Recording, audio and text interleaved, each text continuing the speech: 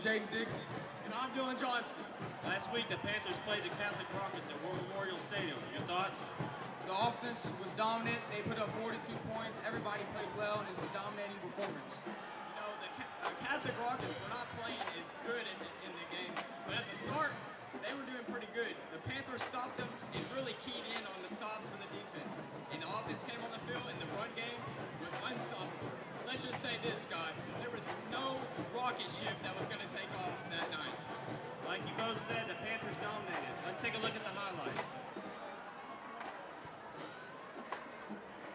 It started off with a very low touchdown from Sammy Johnson, and the Catholic Rockets early.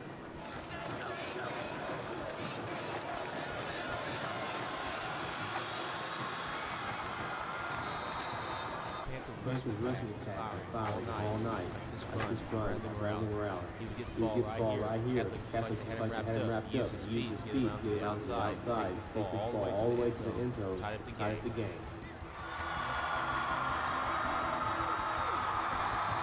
Cabot lined up. TJ Rogers grabs the ball. He runs up the field, and gets the Panthers in great position. The big run from TJ Rogers set Noah Sorella, his first touchdown of the season.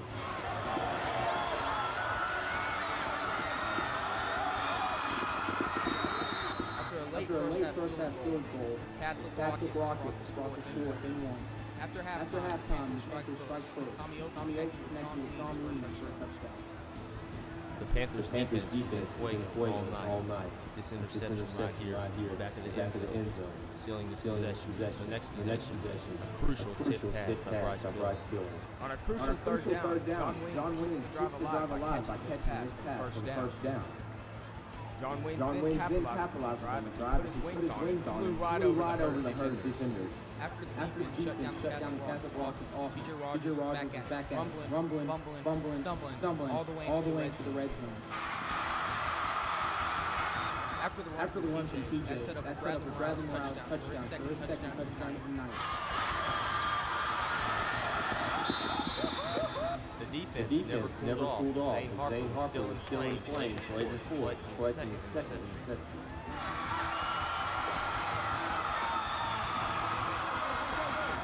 The Catholic Rockets did not reach its destination as TJ Rogers hijacked the control board and took it in for a big score at the end.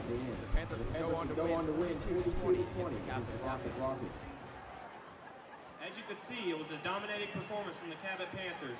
Tonight, they will play host to the Southside Mavericks, who last year brought the game down to the 1-yard line on the last play. Your thoughts on this game?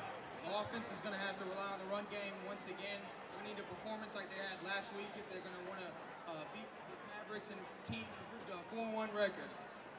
Well, Fort Smith Southside has to come into this game hoping for a victory, as they started off slow with the 1-3 record, and they lost last week against Conway in overtime. So it's a tough one. They're going to play well. The Panthers defense is going to have to step up and defend against the pass game. The Panthers are sure to bring it tonight. We need all of you in the stands to bring it as well. For CHTV Sports, I'm Trey Thompson. Enjoy the game.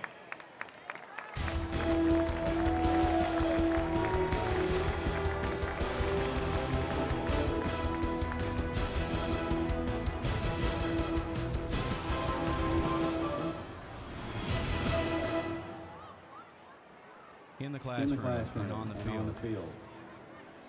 From season to season, we will triumph and we will conquer. This is our field. This is our house. We are the Panthers. 6 seconds. He keeps it, pitches it late. Bobbles on course, he catches it, tries to get to the outside. And what he does, he's trucking the defenders. Wait on the goal, Austin Lord. Great power.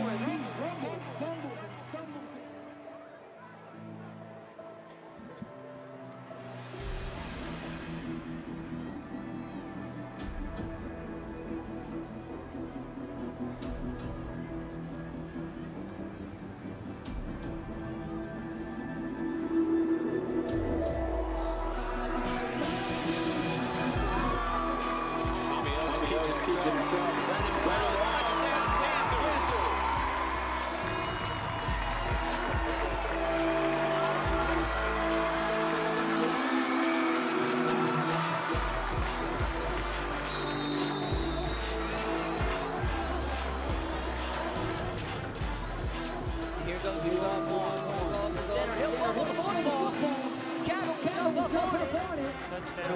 yourself down for a Cabot. Football starts now.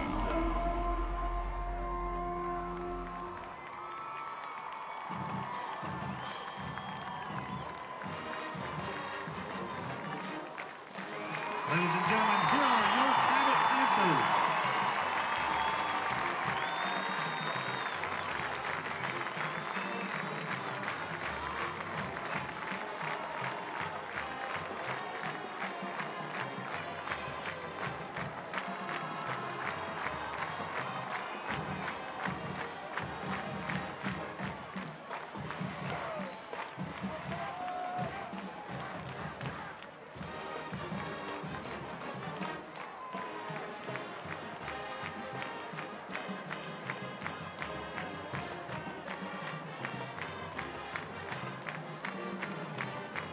Panthers are set to receive the opening half kickoff. Deep for the Panthers, number 43, TJ Rogers.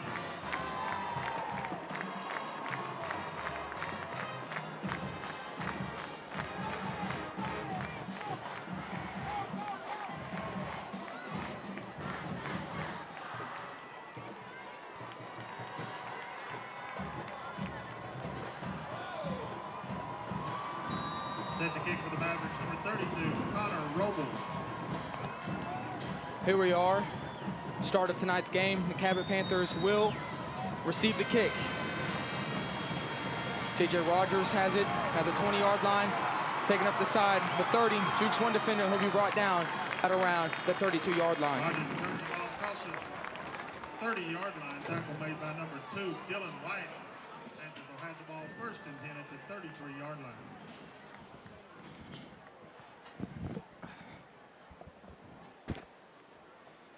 Should be a good one, as it is a conference matchup between Cabot Panthers and the Fort Smith Southside Mavericks.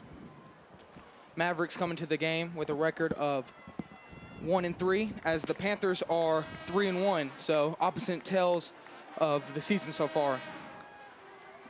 Yeah, last year this game against the Mavericks came down to 2 stops on the 1-yard line by the Panthers. It was very close. Brandon Ramirez and I called that game from the bleachers in Fort Smith. That one was one of the all-time greats from a Cabot team. That was a good game, as you said, was a nail-biter.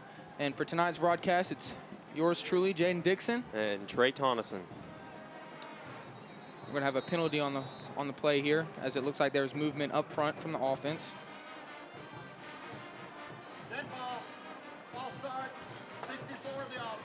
Yep, that was Jacob Monkey Davis on the false start there. Panthers can't start that tonight. Southside's line is, as you can see, they're huge and they're well-disciplined. Yeah, the Mavericks are going to be itching for a win here, so they're going to be coming out looking to set the tone here in this game.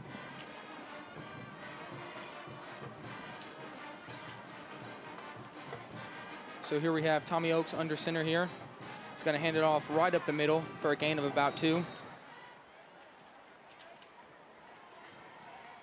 Handoff goes to number 4, Noah Sorrell. Tackle made by number 47, Sam Wynn. It looked like Sam Wynn made the stop there.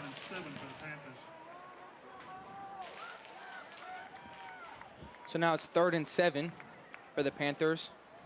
Once again, you have Tommy Oakes under center here. 3-back set. It's going to be hand up right up the middle. Bradley Morales is going to take it to the outside.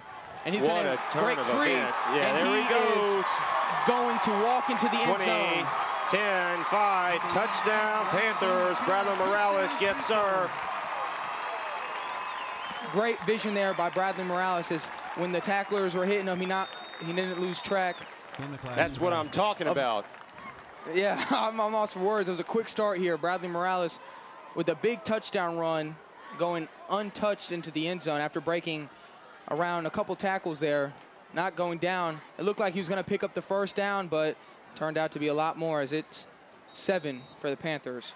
Hopefully we'll hear that catchphrase a lot tonight. That's what I'm talking about. Cabot Panthers up 7-0 with that PAT good through the upright.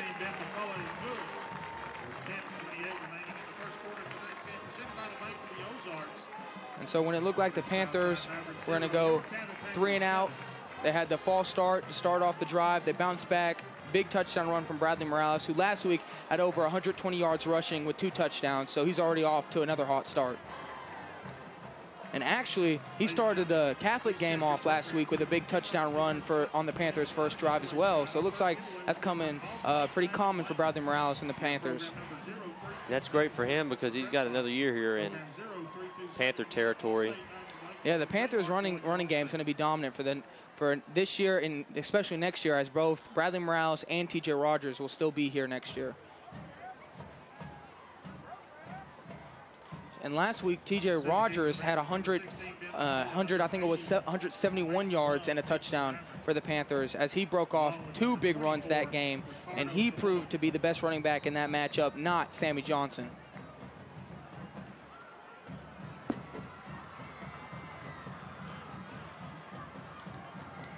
All you heard last week going into the game was all about Sammy Johnson, but it seemed like T.J. Rogers played up to par with him and showed what he was made of. Now here's Ben McCall kicking to the Mavericks. They'll field it at the 5-yard line. And he will be stopped at around the 25-yard line. Kick is returned by number 24, Ricardo Savoy.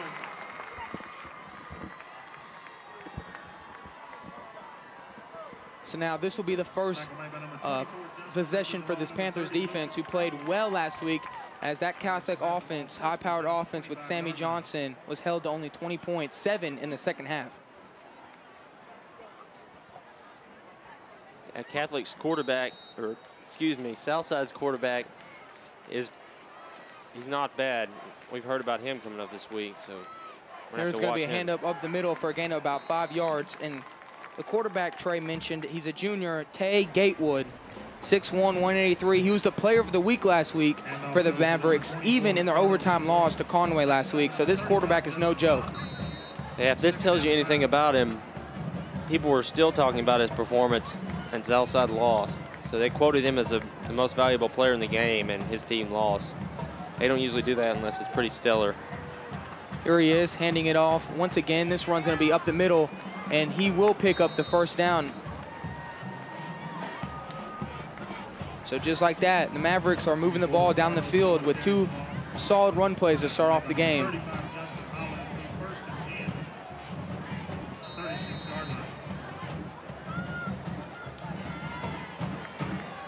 This will be the first pass of the night for Tay Gatewood, as he's in shotgun formation here. 5 receivers split out. Yeah, here we go. Dropping back. Over the middle, wow. He has his receiver. That's completed, and he'll be brought down at the 40-yard line. That was number 7, Tyrese Solomon, on the catch. They're going to have to close that hole up quick. That's how we saw Catholic score their points last week. Yeah, the Panthers secondary, you know, last week they played well. Zane Harper had 2 interceptions. Bryce Billings had a couple of deflections.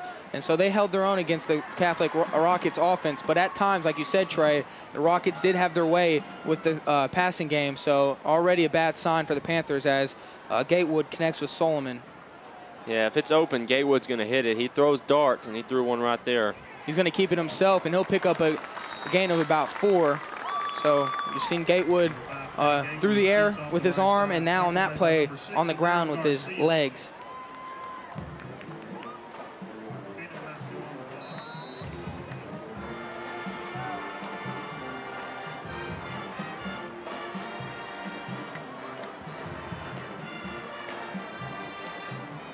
Here's Gatewood, shotgun formation, 4 receivers. Got a running back to his left.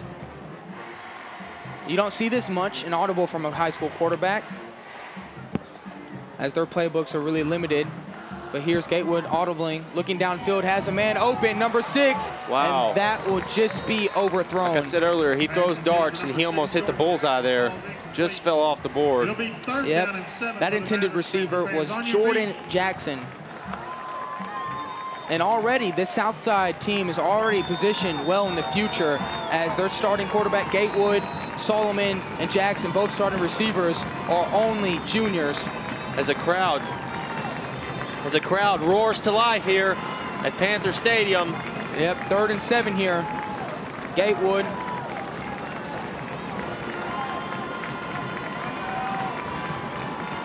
He's going to hand up the middle. and he will come close to picking up that first down. Really close. As of now, it looks like he will be short.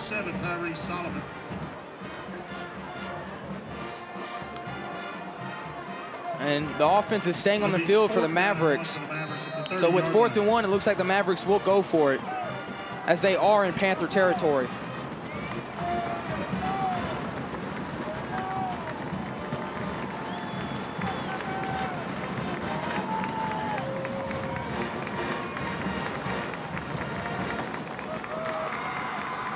Looks like Gatewood was trying to draw the Panthers offside. Now he'll audible to a different play.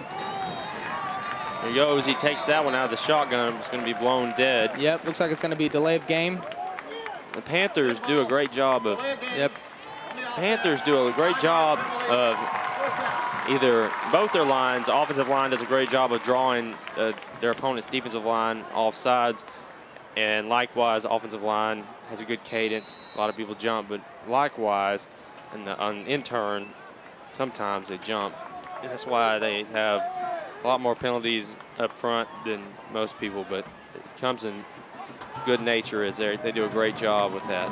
Yeah, and the Mavericks are still going to stay on the field here as it's now 4th and 6.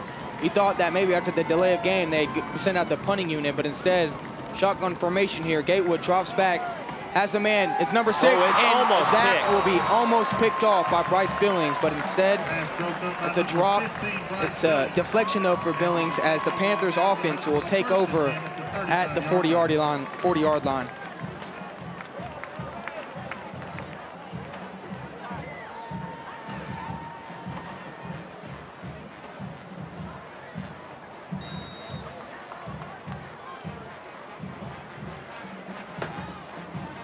So now the Panthers start their second drive at this 40-yard line, or 35-yard line, excuse me. It's Tommy Oakes with a handoff off the middle. That's TJ Rogers breaking it up in the second level. He's at the 40, the 30, 20, 10. You ain't catching him. Touchdown. He's in there. TJ Rogers, big touchdown run, giving the Panthers another big lead to start off the game. And it is quickly 13-0 Panthers. TJ busted that out of there. And I've seen his track speed. I've ran beside him. Most people aren't going to catch him.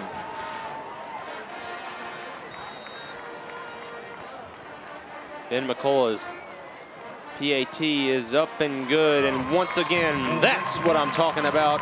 Cabot Panthers up 14-0 on the Southside Mavericks, 6:58 to go in the first quarter. We said it in the Panther forum earlier that the Panthers are going to rely on their run game, look for a performance like they got last week from TJ Rogers and Bradley Morales. And what do you know? The first 2 touchdowns for the Panthers are coming from TJ Rogers and Bradley Morales. Also program 1168. 1168. 1 free month of Freebell Fitness, free t-shirt. Program 1168. As you can hear on the live stream, our stadium is exuberatingly excellent tonight as the fans are lively as could be. Yep, we got a jam-packed house tonight as it is a homecoming game for the Panthers. So we have people who would not be here regularly, but they were here because they were seeing their daughter being escorted. So it's a jam-packed house tonight. We're live. Couldn't have said it any better myself. It is full to the brim. Oh yes, it is. As here's Ben McCullough on the kickoff. This kick will be fielded at the 5-yard line once again, taking it up right up the middle. What a pancake block there by Billings. Billings pancakes 2 players. Wow. Bryce Billings turned yellow and became a bulldozer as he ran over 2 players right there. Mavericks will have the ball first and 10 at the 19-yard line. So last drive for the Mavericks looked like it was heading somewhere as they were able to move it into the Panther territory, but on a fourth and 6, they were not able to pick up the first down, which gave the Panthers back the ball, and they scored quickly in 1 play. So let's see if the Mavericks can answer back. Here's a handoff. Breaking through a few tackles. I neglected to mention that TJ Rogers and Bradley Morales deserve some more credit, not only for their performances, but stepping up in the absence of Flores. Adam Flores is quite a player, and when he went down with the injury quite suddenly, it was on Flores, or excuse me, Morales and Rogers to come through, and they have in a big way. Here's Gatewood now.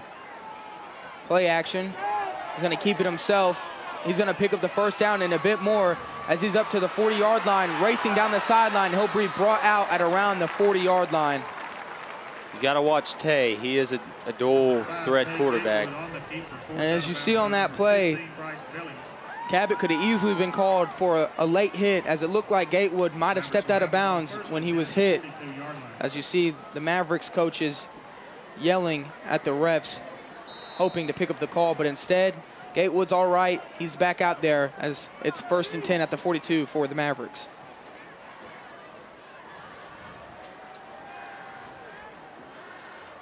Here's Gatewood. Wide receiver screen to Solomon, and he will be blasted by Austin Swackhammer, laying down the hammer. Pass complete to number 7, Tyree Solomon. Brought down for a loss of 3 It's by a the Panthers. loss. Second down and 13. A loss of 2 yards. So it's a loss of 3 yards, excuse me, as it now was 2nd and 13 for the Mavericks. The Panthers defense is pulling a Van Gundy here, like he would say, forming a wall. Here's another handoff and another great defensive stop there by that defensive line that is working. That's number 30, Dalton Crumbly. It'll be 3rd down and 11 for the Mavericks. So now we have 3rd down and 11 for the Mavericks.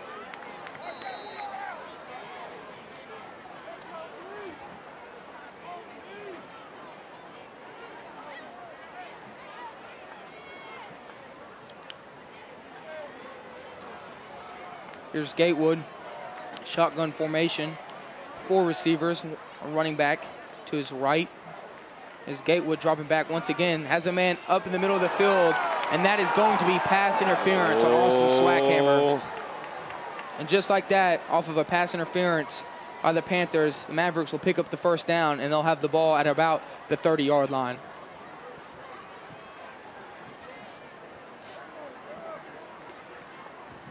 Pass interference on the defense, number 34, 15-yard penalty, results in a first down. Swackhammer looked like he was going to jump the route for an interception, just collided with the receiver. And it looks like we went black there on the stream for a while. We apologize for that. We had a few camera malfunctions.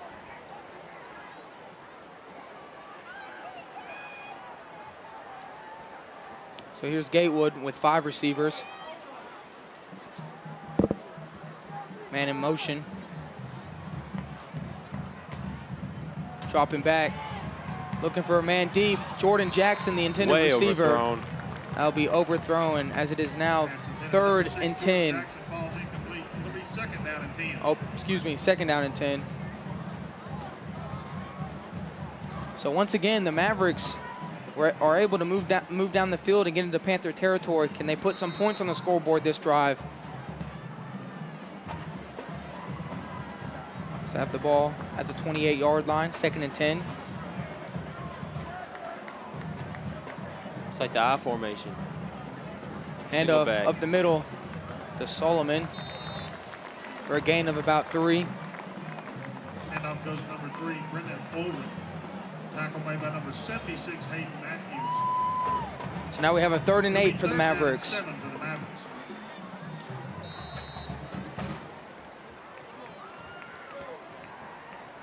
Now Trey, if the Mavericks don't pick up their first down, do they go for it again?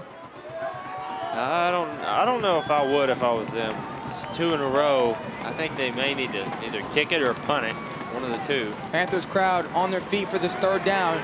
Gatewood scrambling, gonna take it himself. He'll pick up the first down. Wow, he is quick. Yeah. Defense lost track of Gatewood as they were sent back in coverage. Gatewood noticed that, was able to step up in the pocket and scramble for a first down. It'll be 1st and 10 for the Mavericks. The 16-yard line.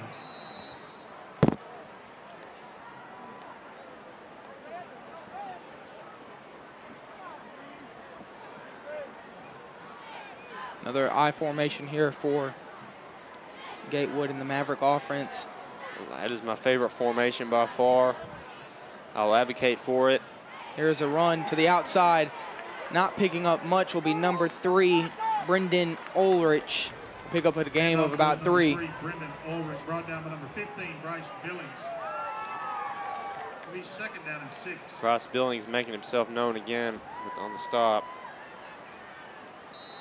He's got a few tackles tonight along with a deflection. Having himself a game early. But here are the Mavericks in the red zone at the 14-yard line, striking, or looking to strike, excuse me. As we're going to have Gatewood roll out, has a man open. He's smacked down. Overthrown. He had a man open short, but he just overthrew him. So that was Jordan Jackson who was attended. For the Mavericks. Looked like Omero Garcia brought the heat there. Knocked Tay to the ground.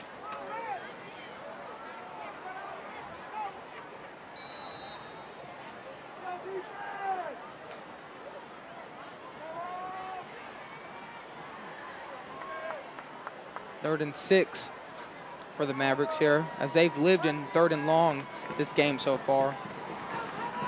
Here's Gatewood. He's going to keep it himself on a quarterback option. Good. Nowhere to run. Going to pick up a gain of about 2, maybe 1, maybe 2 yards.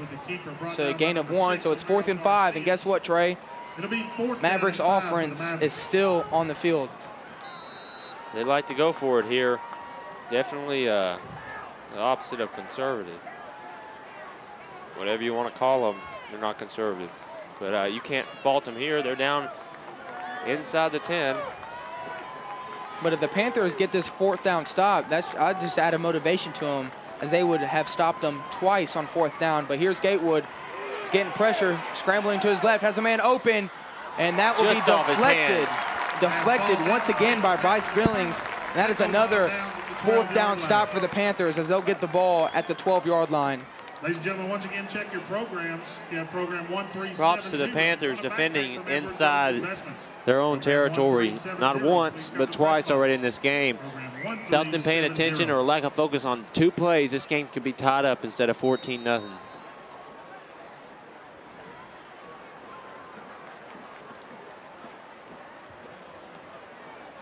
Panthers will have to go 88 yards, but they want to score here and add on to their already 14-0 lead. So Tommy Oakes almost got them to jump. Once again, this is going to be a handoff. It's not going to get much, maybe 3 yards there.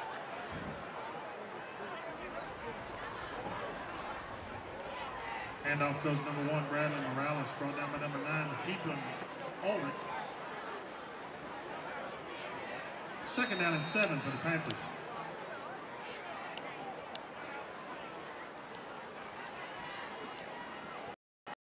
A carry for himself.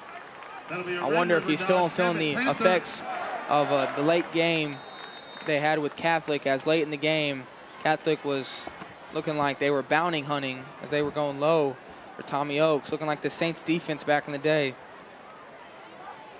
It did look like the Saints defense without Jonathan Vilma.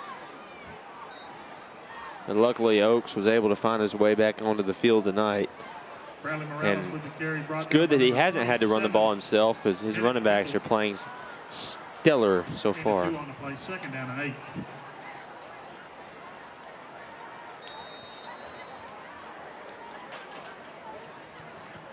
You do see Tommy's left knee wrapped tonight. Like I said, Catholic was looking to take out Oakes last game. He was able to suit up for this game. So going to hand it off once again up the middle. Mavericks, though, getting penetration in the trenches. Carries off the left side. Only picking up a gain of 2.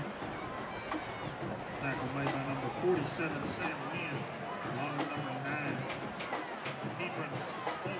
It'll be 3rd down and 5 for the Panthers.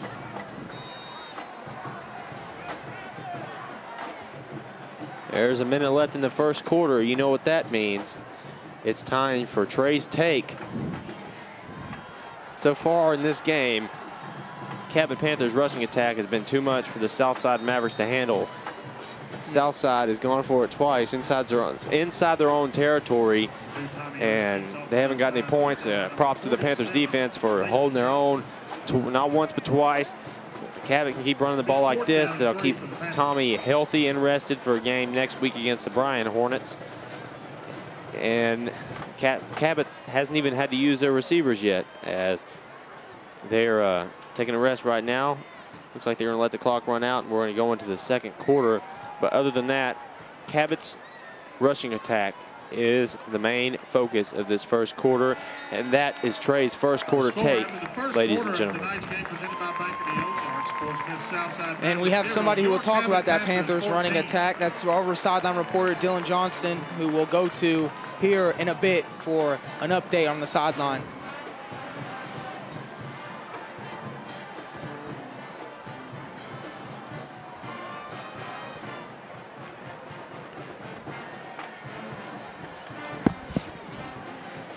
Ladies and gentlemen, please turn your attention to midfield as Athletic Director Rob Coleman presents tonight's ceremonial game ball. Tyler Vance, Chief Banking Officer and Chief Operating Officer, Autumn Vaughn, along with Emily Ferguson, VP with Bank of the Ozarks. Please rise to your feet and join us in thanking Bank of the Ozarks for their investment in our community, our schools, and especially our students. Bank of the Ozarks, a proud sponsor of Cabot Panther Athletics.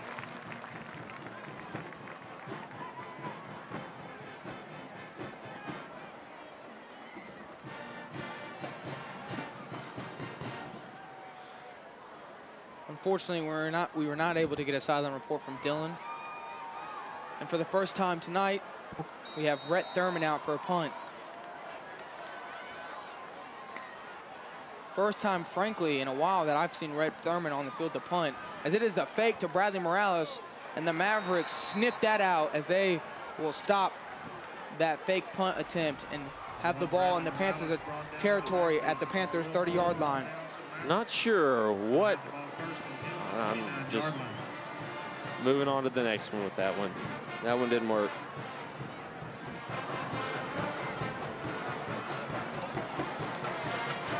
With a 14-0 lead, you could say that the Panthers were able to have a comfortable lead to do something like that, but I do think it is too early in the game to already use a trick play that might come handy later in the game.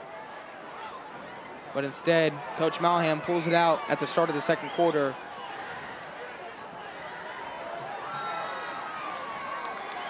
So here are the Mavericks in Panther territory. Looking downfield, a pump fake, has a man open. Wow. And he drops it. Butterfingers. Wow. That just went right through his hands. He would have stumbled in for 6 there. But instead, it looked like his hands were stumbling as he was not able to corral that ball in for a catch. That intended receiver was Jordan Jackson, who, like you said, had himself a touchdown, but was not able to hold on to it. And so now it's 2nd and 10 for the Mavericks. Gatewood. And to keep it himself on a quarterback option, has himself the first down and more. He is. He'll be brought down around the 15-yard line. 5-take Gatewood on the keeper. Tackle made by number 34, Austin Swackhammer. Mavericks will have the ball first. So once again, the Mavericks are in the red zone. Let's see if they can get some points on the board, as they have to at some point. They cannot continue to go for it on 4th down and be stopped. You will not beat the Cabot Panthers that way. They are too good. Yeah, you're right. That's not going to happen. You got to have those easy opportunities if you want to beat this Cabot team. Gatewood on another quarterback keeper, going to pick up a gain of about 5-yard line, 5 yards, as he gets to about the 10-yard line. Tackle made by number 59, Jansen Eubanks. It'll be 2nd down and 5. We're so glad all of you are with us tonight for this matchup. Cabot Southside. It's always an arousing, fun time. Here's Gatewood for the Panthers. Has a man in the end zone, and that will be caught for the Mavericks' first touchdown. Jordan Jackson puts the Mavericks on the board with 6. Touchdown, Mavericks.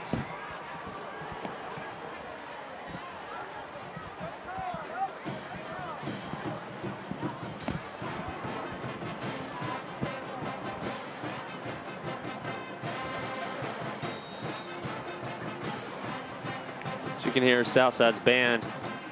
It's on top of that one. And so finally, the Mavericks are able to put points on the board, as it took them a quarter and 2. Puts this one up through the uprights. And the Mavericks now cut into this deficit they have, as it is now 14-7 in way of the Cabot Panthers. 56 remaining in the second quarter of tonight's game, presented by Bank of the Ozarks. Southside Mavericks 7, York Cabot Panthers 14.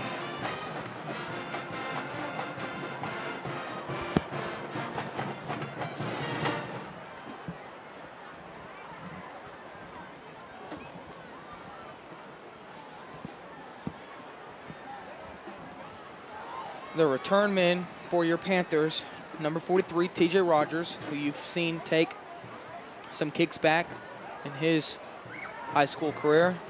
You have Nicario Rudolph, who took a punt back against J.A. Fair, and then you have Bradley Morales. So 3 speedsters back there for the Panthers. Yes, they are speedsters. Like you said, I've seen and been next to Morales on the track, Rogers on the track. Hopefully I'll be next to the Cairo on the track in the near future. They're all 3 fast.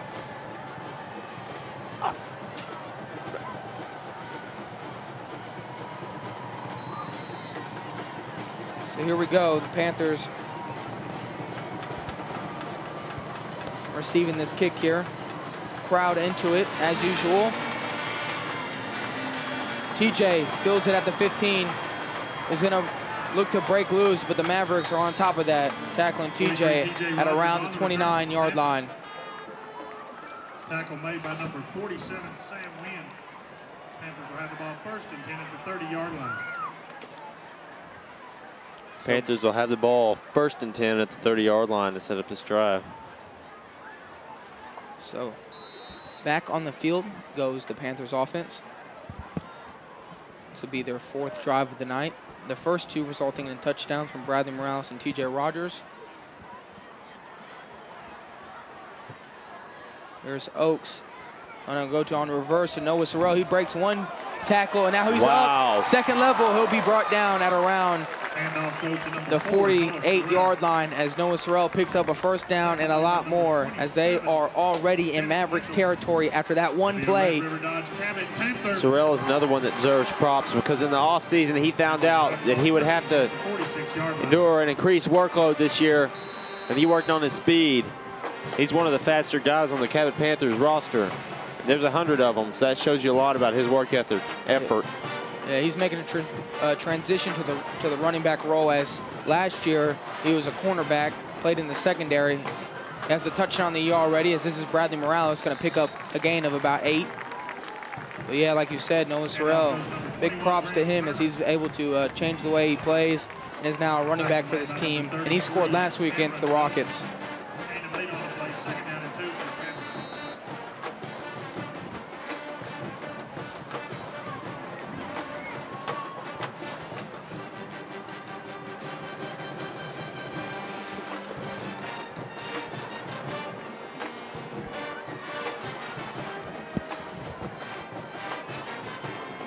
Tommy Oaks, 2nd and 2. He's going to hand it up the middle to Noah Sorrell, who's going to pick up a lot of yardage here, as he'll be tackled at around the 30-yard line. So his first 2 carries of the night, picking up big chunks of yards. So he's picked up 2 first downs on his own tonight. This running back core does a great job of blocking as well, not only using their speed to their advantage, but you saw there Bradley Morales, one of the lead blockers. He did a great job getting Sorrell open. So with 9:30 left, Panthers up 14-7 here. Gonna hand it up to TJ Rogers, who's gonna pick up a game in about 6. 43 TJ Rogers on the carry, brought down by number 47, Sam Wynn. 8 of 6 on the play. It'll be 2nd down and 4 for the Panthers.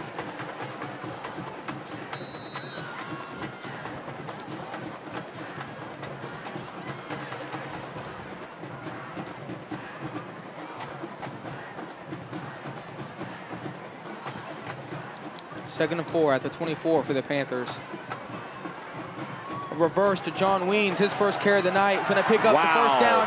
He's at the 5. He's going to dive.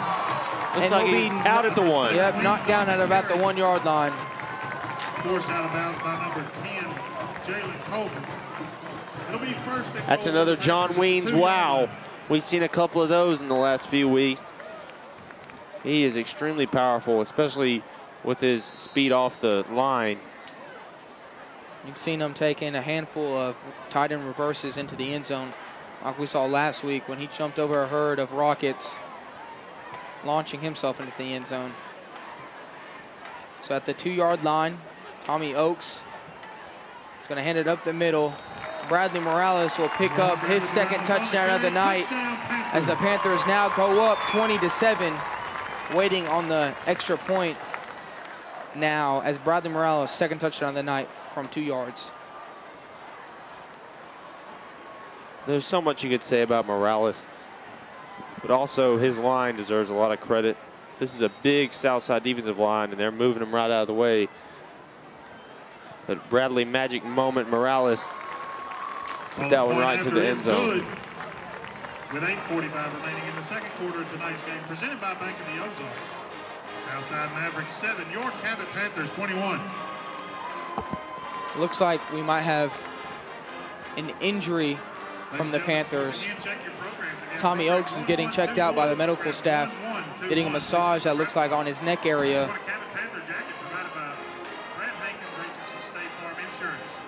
Program 1121. And we want to let you know there is 8 minutes and 45 seconds remaining in the first half of play. 21-7, Cabot Panthers up over Southside Mavericks.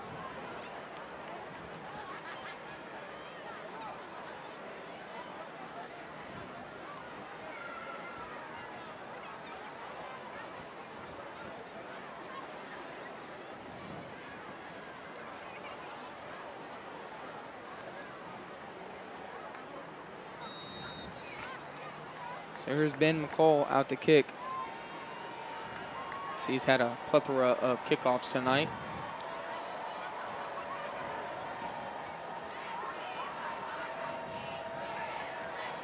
Kick is up and away.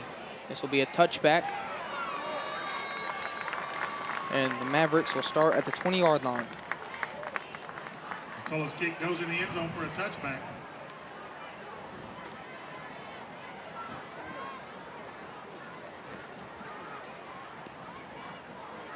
Mavericks will have the ball first and 10 at the 20-yard line. Once again, check your programs, ladies and gentlemen, via program 0165. We want a blanket and tumbler from the Cabot Panther Foundation. And for your Cabot, fans that love the plays that we put on, we have a play going to be exhibited October 28th, it looks like. It'd be the Wizard of Oz. That should be a good one. I would say follow the yellow brick road right up to the Panthers Fine Arts Center, but I'm not sure we have one of those anymore in Cabot. Handoff goes to Just number 24. follow the road signs and you'll find your way right to the Panthers Fine Arts Center. Along with number 98, Hunter Horka on the tackle.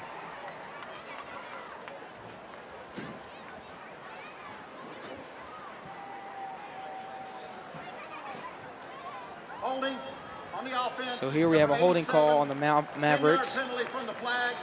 So they'll be moving in the opposite direction. That's a 10-yarder. So now will be first and 20 from the 10-yard line. As the Mavericks have already struggled to put points on the board, last thing you want to do is be halted or altered by a penalty like that one, a holding call. Got to limit those against this Panthers defense. Here's a handoff, a spin move there by number 24, Ricardo Savoy, excuse me. That'll be a run of about 2 yards, excuse me. 35 Justin Holland along with 59 Jansen Eubanks on the tackle. So at the 12-yard line now. Second down and 17. Second and 18.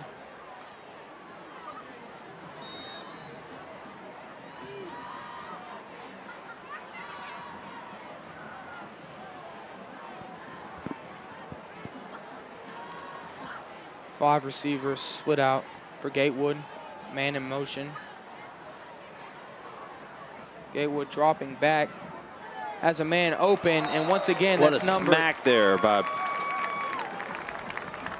Once again, that's number 6, Jordan Jackson, dropping another completion there. One was for a touchdown. This one for a big chunk. Not able to corral it in. That was a great hit there by Zane Hard Hitter Harper. As it seems like Trey tonight is handing out these nicknames left and right for these Panthers players. That one on point. Zane Harper is a hard hitter. But here's Gatewood dropping back once again. As a man open, this is going to be caught, and he'll come close, and he will pick up the first down. That's number 6 on the reception, Jordan Jackson, who can finally catch one and take it for a first down. So now this Mavericks offense is back to moving the ball down the field. Panthers are going to have to close up the middle as Southside is targeting the middle, and they've been getting down inside the Panthers territory, but lucky for the Panthers, they've been able to hold their own when Southside got down there, but you never know how long that's going to last.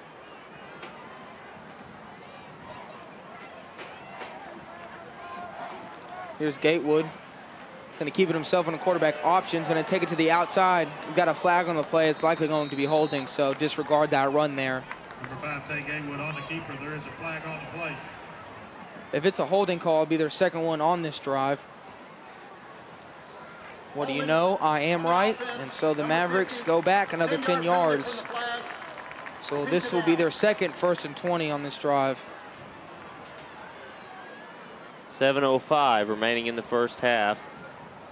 Ladies and gentlemen, if you'll check your programs once again, if you have program 483, please come to press box. Program 483, you want a stadium seat for Buffalo Insurance. Program 483.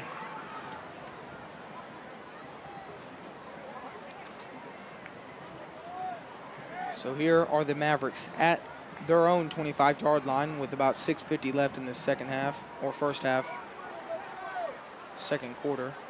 Gatewood looking for someone on an out route. He's got his man, number 7, Tyrese Solomon, with a catch there.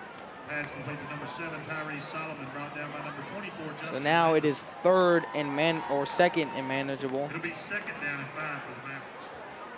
2nd and 5.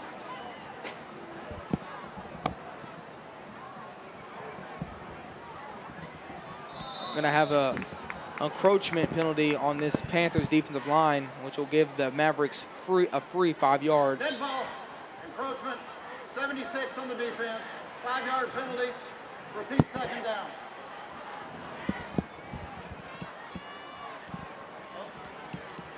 First down.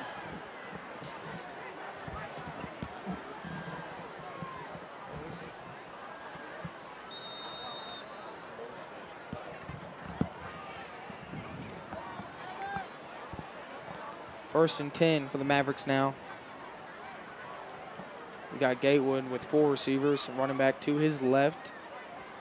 Dropping back, has a man open, caught for the first down, unable to break the tackle of Zane Harper as number 6, Jordan Jackson, picks up another first down for this Mavericks offense. Number 19, Zane Harper. It'll be 1st and 10 for the Mavericks, the 43-yard line. So once again, the Mavericks are in the Panthers' territory as they have the ball now at the 43-yard line.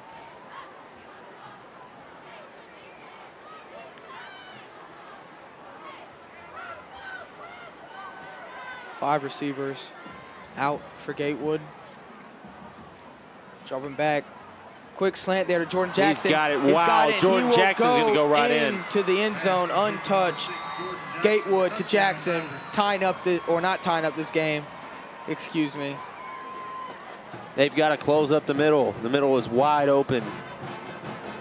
Gatewood to Jackson, cutting into this deficit of the Panthers as it's now 21-13, awaiting the extra point.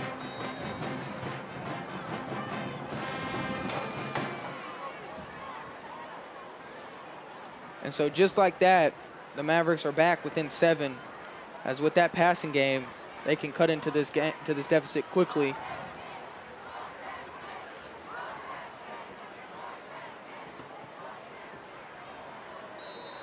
And just like that, the Mavericks are back within a score, as it's now a 1-possession game, as it is 21-14 in favor of your Cabot Panthers. One after was good. With 5:53 remaining in the first half of tonight's game, presented by Bank of the Ozarks. Southside Mavericks 14, your Cabot Panthers 21.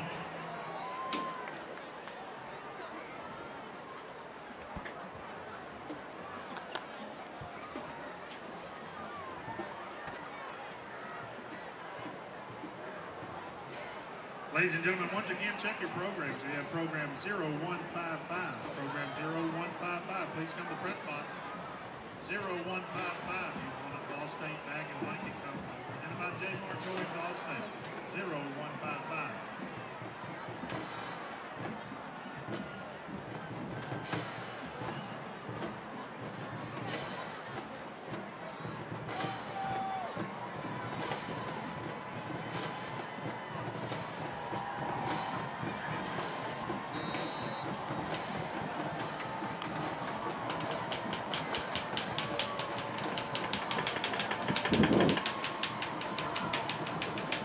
Number 32, Connor Robles, onside kick attempt. And what do you know? The Mavericks have the ball. Wow, that was a great decision there. Wow. Caught him off guard. Wow, what a shocker. I did not expect that to come, as the Mavericks catch the Panthers sleeping, as they now have the ball at the Panthers' 47-yard line. And so just like that, a trick play for the Mavericks work in their favor, as they're now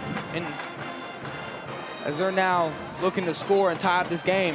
We saw a trick play earlier from Coach Malham of the Panthers on a punt, a fake punt that the Mavericks were able to sniff out. Mavericks do a little trick play action of their own, this time working in their favor. Now the Mavericks have a chance to tie it up before halftime, make a stop and get the ball back. The Panthers have something to do with it. That will not happen. Timeout, Cabot. Great play call there by Jeff Williams, the coach of this Southside Mavericks team. So he caught everyone in the stadium sleeping, as the Panthers were not ready, and I sure as heck wasn't. It caught me off guard. I'm going to be honest. I was thinking the Mavericks are going to play it safe, just kick it to TJ Rogers, as they've not been able to get any kick return yards, the Panthers, tonight. So I thought the Mavericks were going to play it safe, kick it to TJ Rogers, but instead going for a trick play, which works in their favor. And now they're looking to score here and tie up this game going into halftime.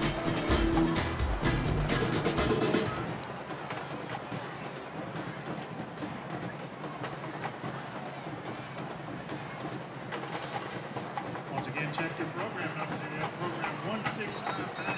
Please come to the press box. Program 1659. You want a stadium seat for Buffalo Insurance. Program 1659. So this Mavericks offense coming back onto the field. 1st and 10 at the 47-yard line. 4 receivers out. Receiver to the right of Gatewood.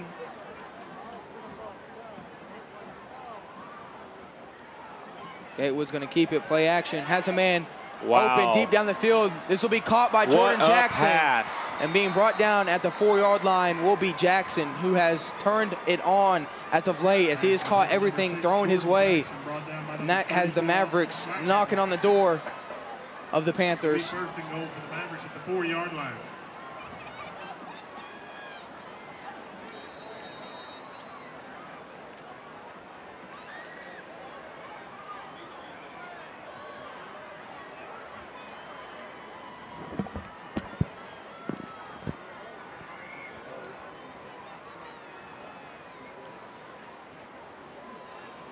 So here's Gatewood at the 4-yard line, looking to tie this game up for the Mavericks. Man in motion. He's going to keep it himself on a quarterback keeper, quarterback power, and he will get into the end zone. And just like that, the Mavericks are right back into this game, tying it up.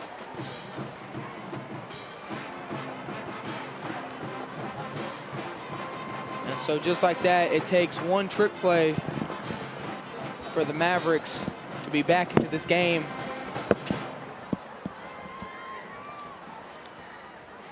The Mavericks were just flat out being clever on that drive.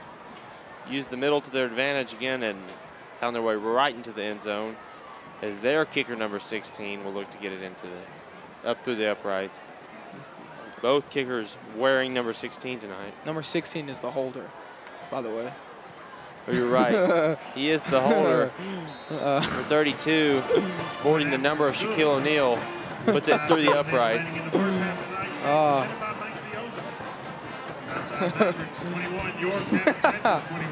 Oh, man. Bear with us. It's been a long day for us. An 8-hour shift of school. Homecoming, a lot of emotions.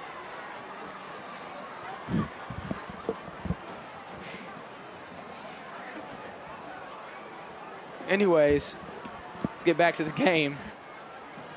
Mavericks have tied it up 21-21. I'm almost certain that the Panthers will be ready for any onside kick from the Mavericks, as I'm sure the special teams unit got an earful.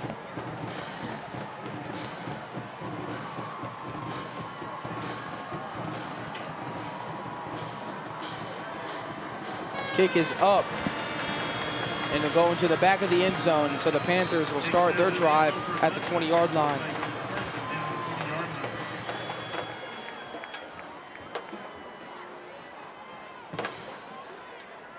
Once again, check your programs. You have program 1592 on the Cabot Panther Foundation blanket and tumbler.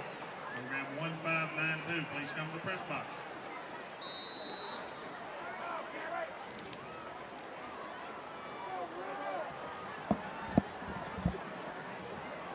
Here's Tommy Oakes.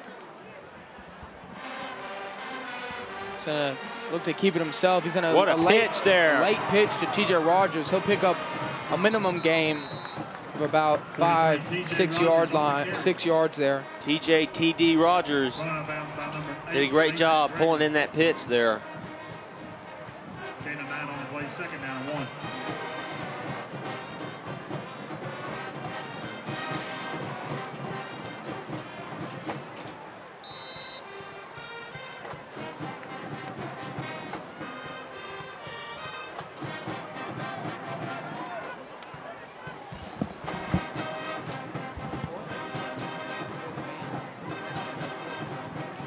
There's a hand up the middle. He's gonna break free. That's looks to be 21, Graham Turner, who will pick up the first down all the way to the 40-yard line. That'll be a Red River Dodge Cabot Panther. Great carry there for Graham Turner.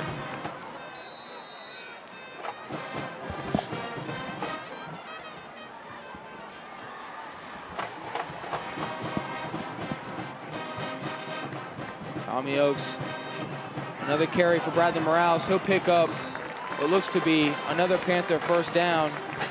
Number 1, Bradley Morales. Excuse me, that one will go for a gain of 9 yards, as it'll be second and one for the Panthers.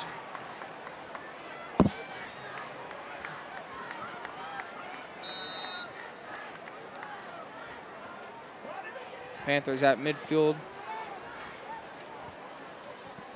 Tommy Oakes handing it off to Graham Turner once again. He'll pick up the first down and more. How about Graham Turner busting onto the scene here? As a young player, he's playing pretty well so far. Taking the carries they give him and making them work. You've mentioned it earlier, this Cabot Panther running crew, the rotation they have, is working. Noah Sorrell, TJ Rogers, Bradley Morales, Graham Turner. You see Mason Martin in there a few times.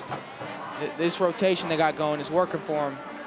And it helps when you get big runs like this from John Weens, who will pick up a gain of about 5. 7, John Weens.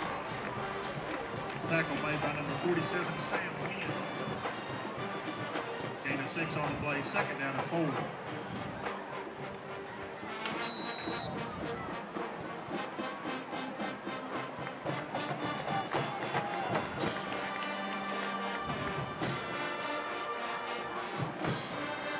we go. Graham Turner with another carry, and once again, he'll pick up another first down. This will be his third down, his third first down conversion on this drive, as he's got those legs churning, and he's fighting for all the yardage, picking up 3 first downs, like I just said. Panthers are impressing me here on this drive. It would make the game a whole lot easier on them in the second half if they were to score here. They're moving slowly down the field as they're picking up first downs and wasting clock at the same time. As Bradley Morales is going to break it to the outside. He's at the 20. He's going to juke one defender. He's going to cut it back up the middle. He'll be brought down at around the 6-yard line, as that is another big run for Bradley Morales. Tackled by number 10, Jalen Coleman. It'll be another Red River Dodge Cabot Panther. That was a heck of a juke there by Morales. They thought they had him wrapped up.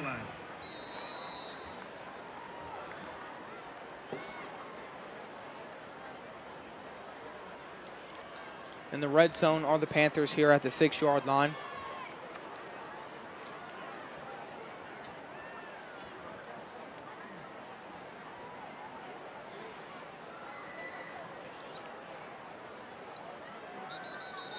We're going to have a flag on the play here. It's going to look like it's going to be 43 TJ Rogers on the Panthers. There's a flag on the play. Dead ball. Ball start on the offense. 5-yard penalty. Falls start there on the Panthers, so now it will be 1st and 11 at the 11-yard line. After the penalty, the Panthers 2:46 remaining in the first half.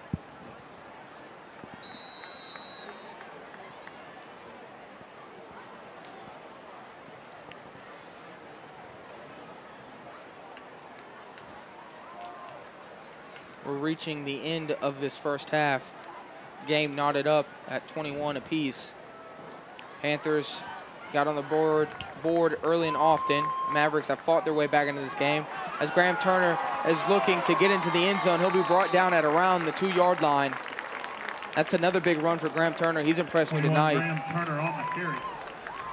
You know what I find ironic? Excellent on the tackle. What? It'll be 2nd down and goal for That the last year, to win this game, the Panthers stopped Southside twice inside their own territory, and tonight they did it twice inside their own territory. Stopped Southside from scoring. So they still retain that ability, and that's great to see.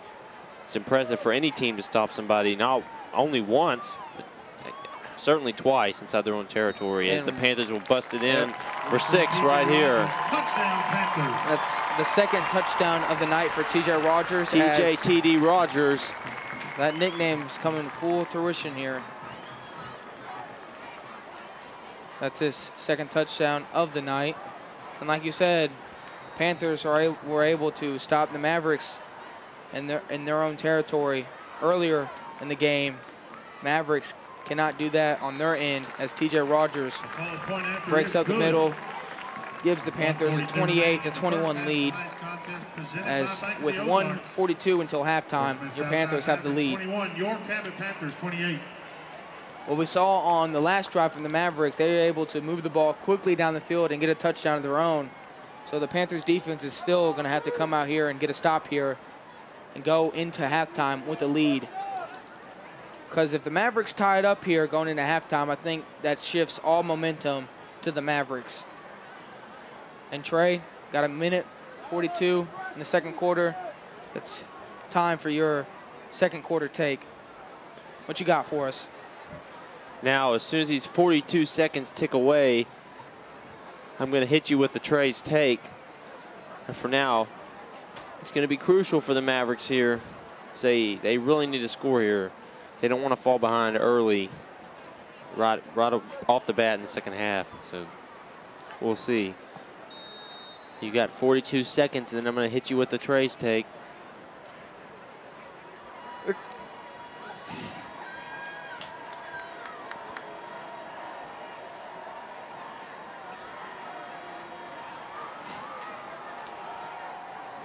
Here's Ben McCall with the kick. Be fielded into the end zone, so that's going to be another touchback. And the Mavericks will get this possession started at the 20-yard line.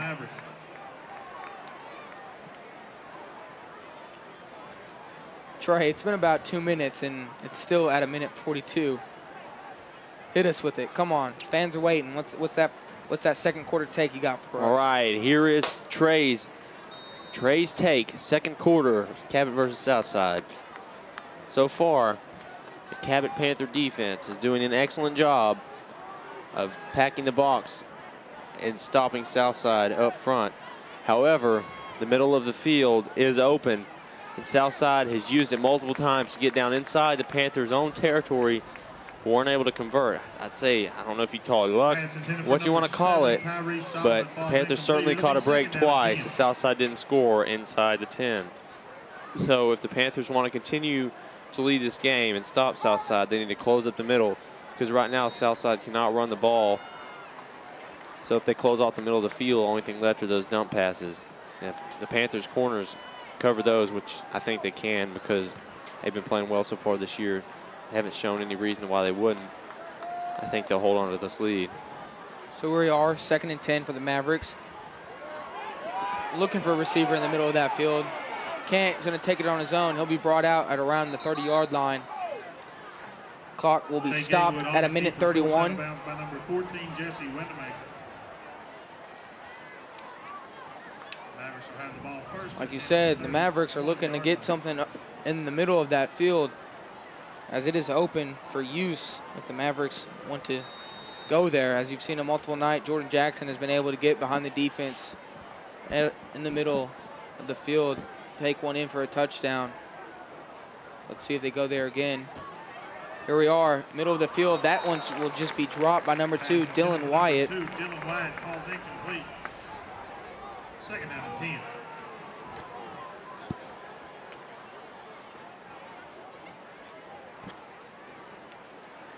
So we have 2nd and 10 here at the 31-yard line for the Mavericks with a minute 27 left. Mavericks going to have to go deep here if they want to get into the Panther territory and score.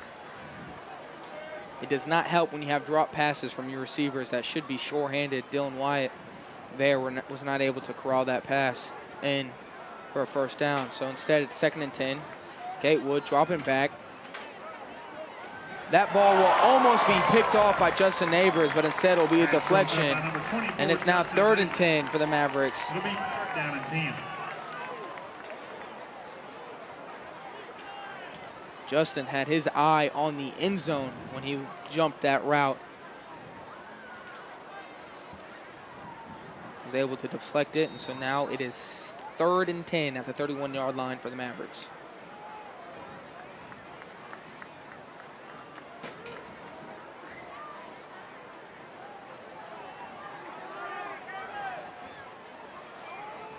Play action.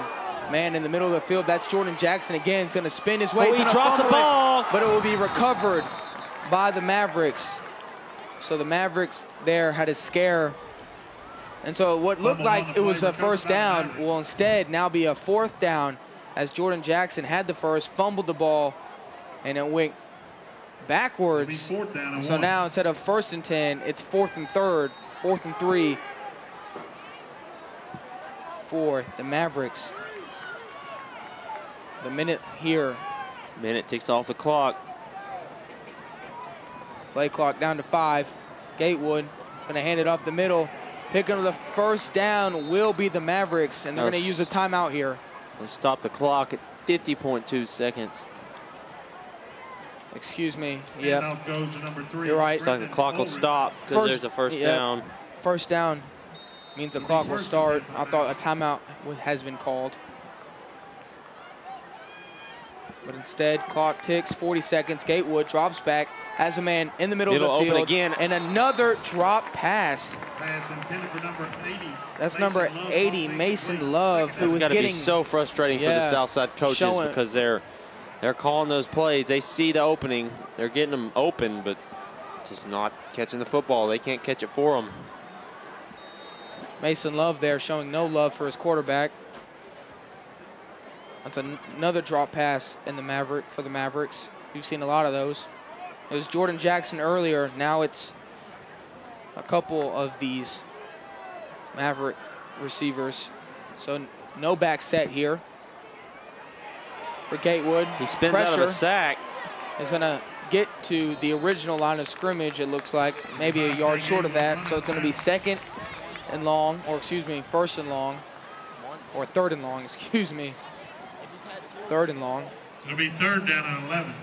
For the Mavericks, as we have 31 seconds left in this first half. On the front walkway and not in a handicapped area, please keep moving so that people in the bleachers can see. There is no standing along the front walkway.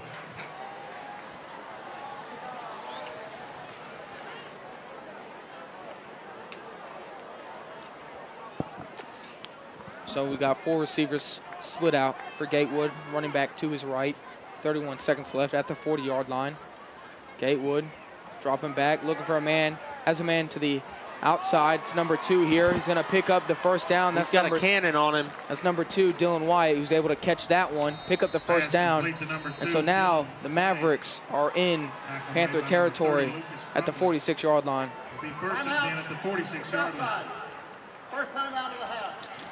First time out Ladies and gentlemen, once for the again, Mavericks. there is no standing along the walkway. If you're not in a handicapped area, please move to a seat in the bleachers. Thank you.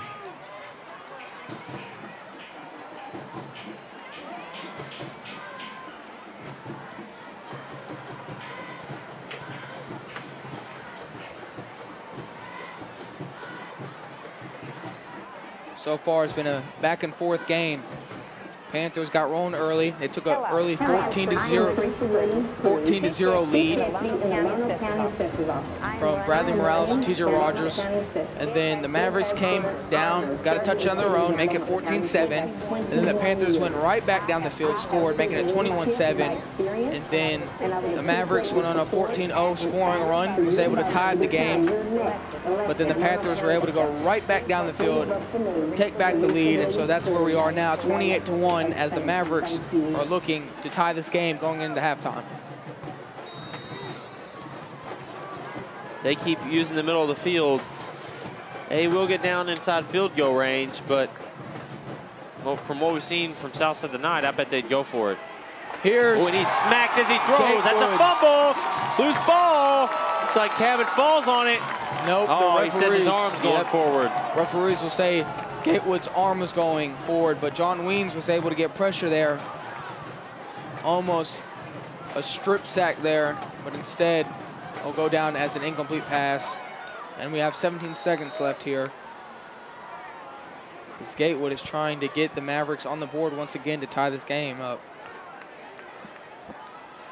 I would say they're in field goal range because this past weekend I did watch Jake Elliott knocking a 61-yarder for the Philadelphia Eagles. So anything is possible. So here is Gatewood, has a man open. That's going to be Dylan White, who should have got out of bounds to stop the clock, but instead. Clock will stop temporarily as it is a first down, but as soon as he sets that ball down, the clock's going to run. You would have thought he would have got out of bounds. He caught it right at. Timeout. As Southside takes a timeout, 10.6 seconds remaining in the second quarter. Cabot up 28-21. The ball's on the 28. Dylan White is a senior. You think we'd have the awareness to get out of bounds to stop the clock fully and save a timeout for the Mavericks. But instead, they had to burn one there. So now they have one left. And they're at the 28-yard line with 10 seconds left, looking to strike here and tie up this game.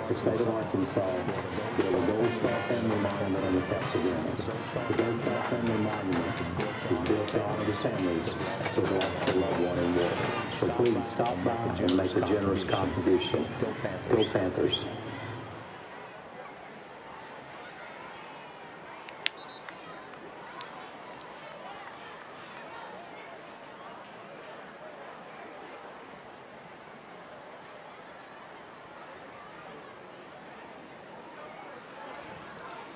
So the Mavericks trot back onto the field. It's first down, 1st and 10 for the Mavericks. The 28-yard line of the Panthers. 28-21. Gatewood got 4 receivers to work with here. Looking at the end zone, has a man. Wow. And that will be picked off by Zane Harper in the end zone.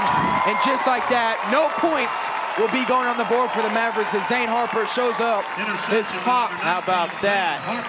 Zane Harper, as you called him, Zane hard-hitting Harper, but I might have to say Zane the pick man Harper. I don't know. He's got three picks in the past 2 games. Zane Hero Hopper. Yeah, there you go. Hero Hopper. You might have to call him the Hopper. He showed hops right there as he was able to show great athleticism, pick off that pass. That was a heroic pick there. Stopped him from getting in the end zone. Yep. So it looks like here the Panthers play it safe, knee it, go into halftime with a 7-point lead. But we don't know. Mike Malham, the coach, as you see here, will not knee. He's going to run the play here. Oh, he does knee. And just like that, the Panthers will go into halftime up 7, 28-21. And we will go to Dylan Johnston, our sideline reporter, for a sideline report, hopefully, if we can get everything worked out here with our technical Dylan's staff. now live with some members of our armed forces. We appreciate everything they do for us. We're about to go right down to Dylan. We will be back in the second half. Trey Tonneson here with Jaden Dixon. Get your popcorn ready. The second half is going to be one to remember. Dylan?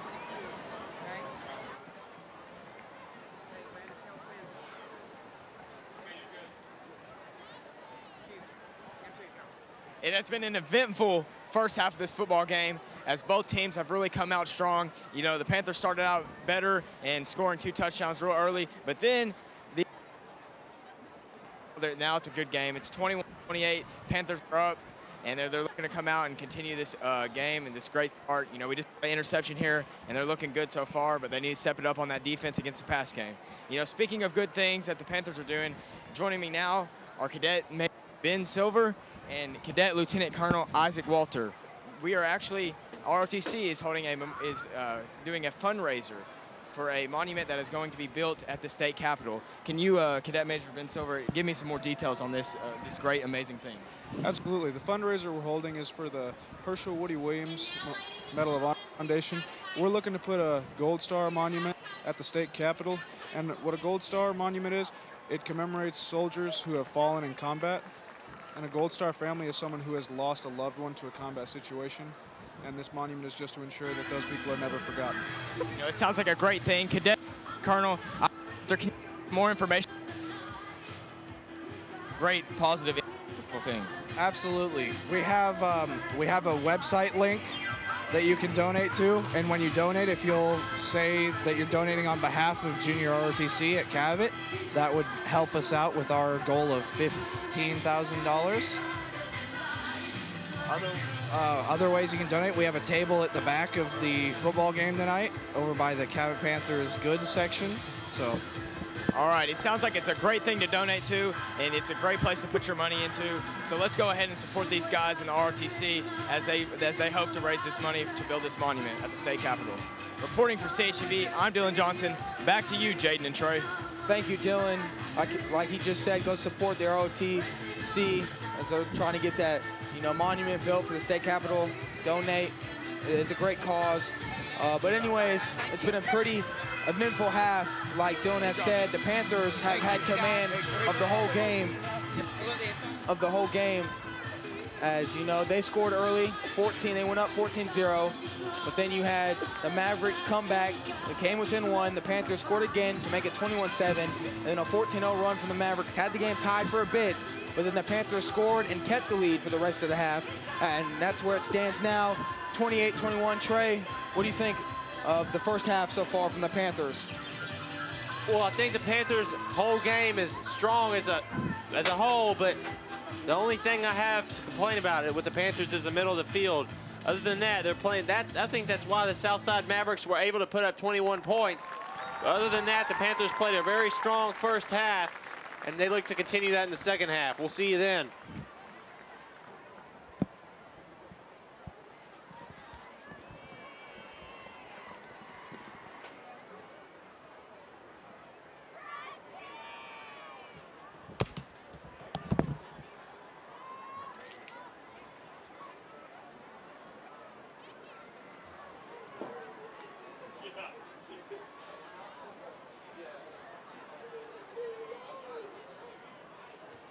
Continuing your halftime entertainment, the Cabot High School cheerleaders.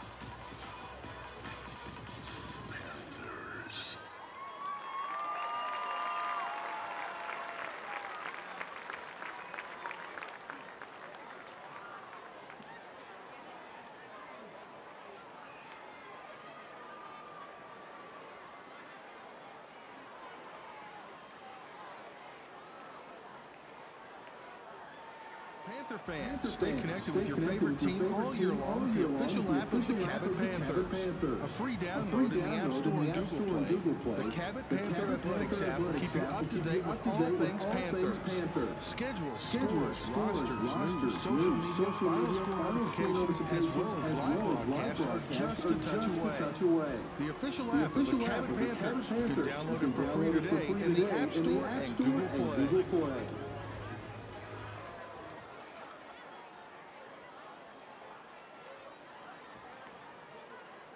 Oh yeah, I remember the homecoming event. Good times. Oh, wait a minute. Not in the monkey suit again.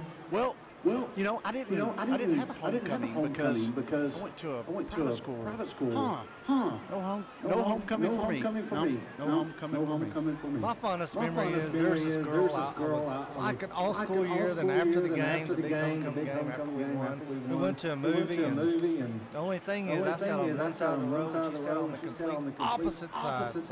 So Go Panthers! Be safe this homecoming. Remember, redribbonbox.com allow us to be your homecoming. Cabot Public Schools now presents Panther Spotlight. Tina Wiley is never far from her calculator. In fact, she is the most appreciated on payday. Mrs. Wiley has been the Director of Finance for Cabot Public Schools for 9 years and is responsible for preparing and monitoring the district budget. She loves working with numbers and says being an accountant in the school district is very rewarding as her job helps promote the education of children. Assistant Director of Finance Brian Russell says Mrs. Wiley is willing to do whatever it takes to get the job done and is an asset to this district. We are very lucky to have her. Our next Panther Spotlight shines on Aaron Randolph. Mr. Randolph is the Director of Gifted and Talented Advanced Placement and Federal Programs. He grew up in Cabot and is a proud Panthers graduate. He loves working for the district and seeing students succeed.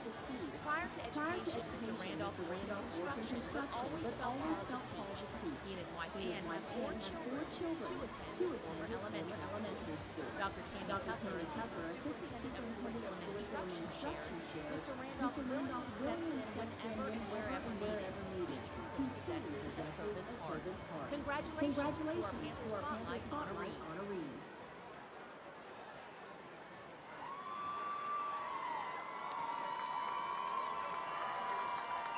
Ladies and gentlemen, for your continued halftime entertainment, please welcome to the field Cabot High School Marching Band. The band is on the field commanders, drum majors, Jackson Scott, Jordan Johnson, and Carly Slayton. Tonight, the band will be premiering their entire 2017 competition show entitled Expanded.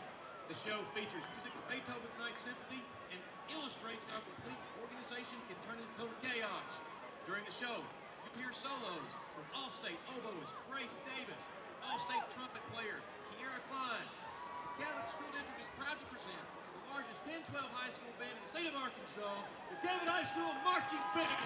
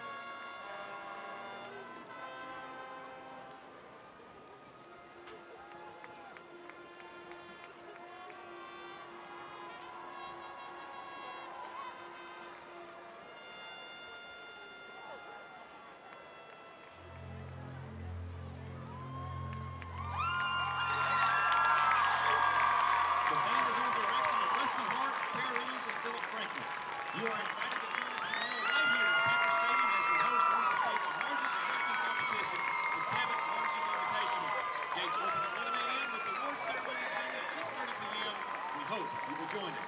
Once again, the Cabot High School Marching Band.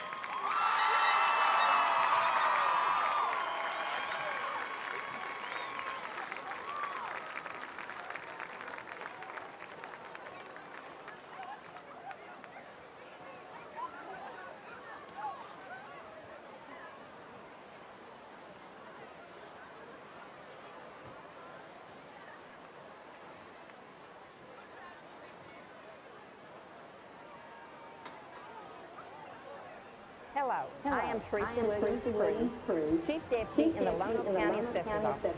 I am running for Lonoke County Assessor. It has been an honor serving the citizens of Lonoke County for the past 21 years. I have proven leadership by experience, and I would appreciate your support and ask for your vote to become your next elected Lonoke County Assessor.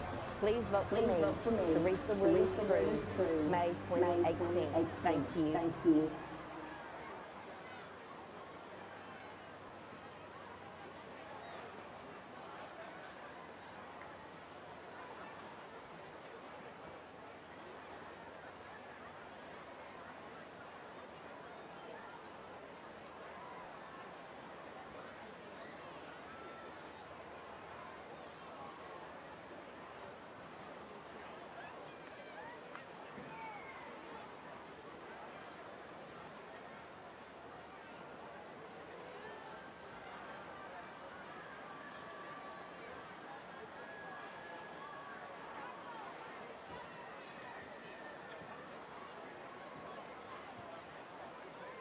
Ladies and gentlemen, please direct your attention to the south end zone. Mr. Tom Holman will kick a 30-yard field goal for $1,000 presented by Guadney Chevrolet.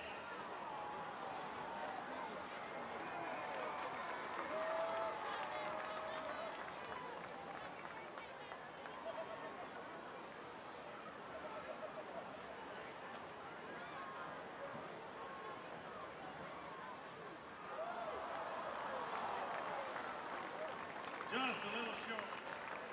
Thanks again to Guadney Chevrolet, a proud sponsor of Panther Athletics.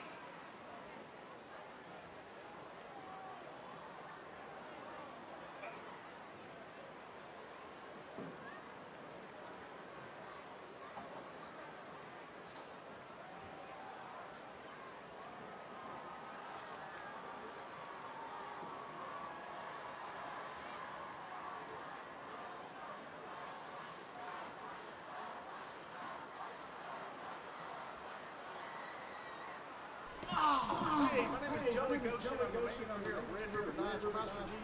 We're also the #1 brand dealer in the state of Arkansas. Thank you for your support. Run!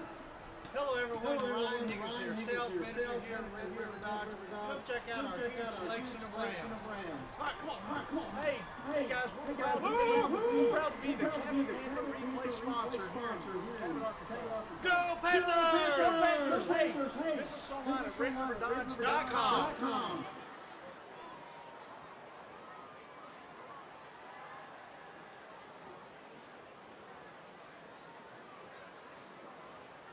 Hello, I'm Senator Joe Williams, and no, I'm not your campaign, but I am asking for a contribution. You'll notice when you come in the gate tonight, there's a table set up from the ROTC program here in Cabot asking for a contribution to help the state of Arkansas build a Gold Star Family Monument on the Capitol grounds. The Gold Star Family Monument is built to honor the families who have lost a loved one in war. So please stop by and make a generous contribution. Go Panthers.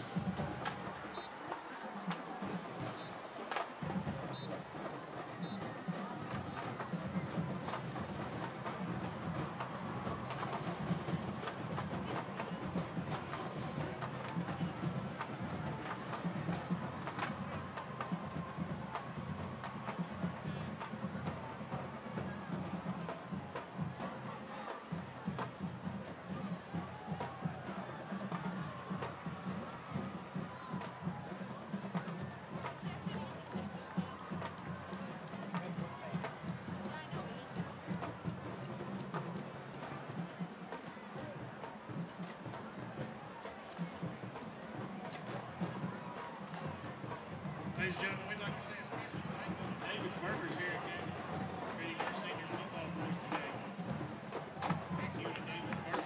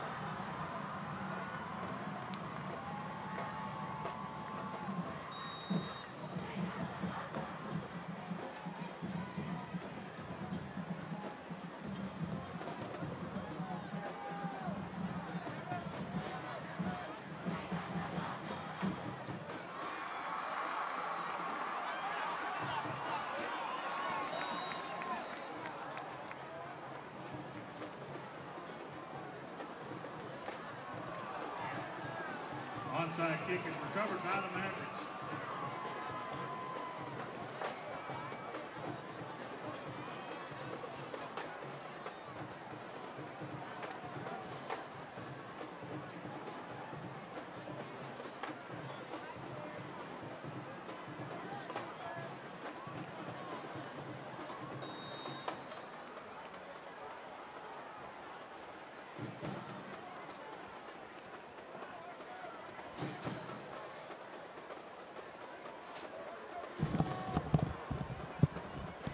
And we're back. Thank you for sticking with us as we had some technical difficulties. As here is Tay Gatewood going deep, intended for Jordan Jackson, incomplete. And so now it's 2nd and 10. Jordan Jackson falls incomplete. 2nd down and 10. 2nd down and 10 now for the Mavericks as they recovered the onside kick to start off the second half.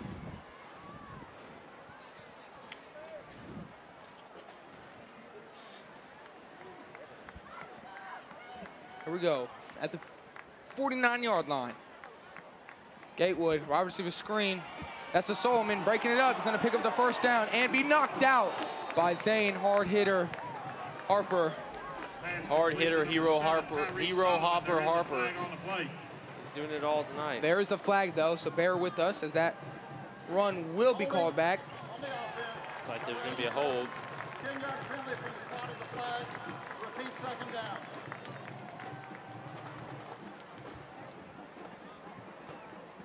Not the start the Mavericks would want out of this second half. Incomplete pass, and then now a holding penalty backing them up. So now it's 2nd and 20 at the 40-yard line.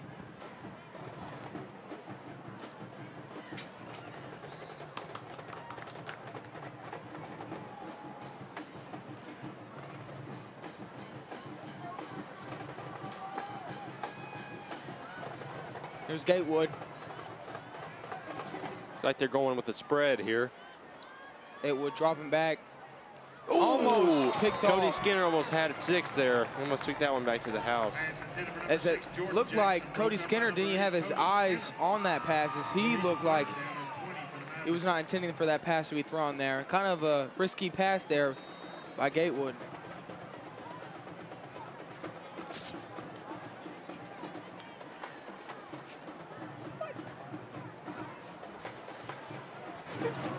So here we are with 3rd and 20. Mavericks not having the start to a second half they had won. There's Gatewood dropping back. Looking, searching. Wow. Scrambling, looking downfield still. and he will be knocked out at around the 45-yard line, as that will be a loss of 5 yards. So now it's going to be 4th and 25, and I'm sure this will be a punt. I'm almost. Yeah, they haven't punted it yet, but looks like they will here.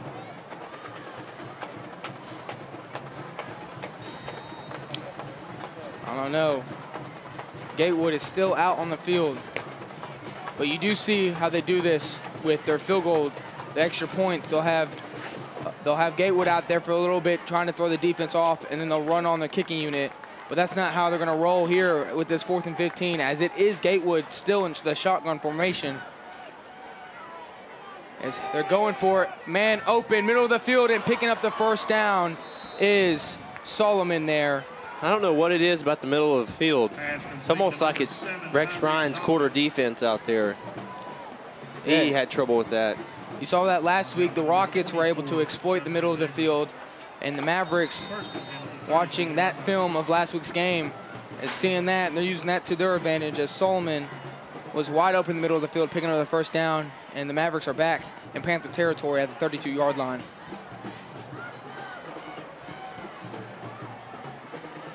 And here is Gatewood. Oh, that was pass almost picked off, but that will be caught. What a heads-up play there to catch that football. Number 80 will Mason Love on the reception. What great hand-eye coordination as the ball was tipped, but keeping the eye on the ball was Love, as he was able to corral the catch. And now the Mavericks are right on the doorstep at the 5-yard line, looking to knock it in and tie this game. Just that quick, the momentum can change.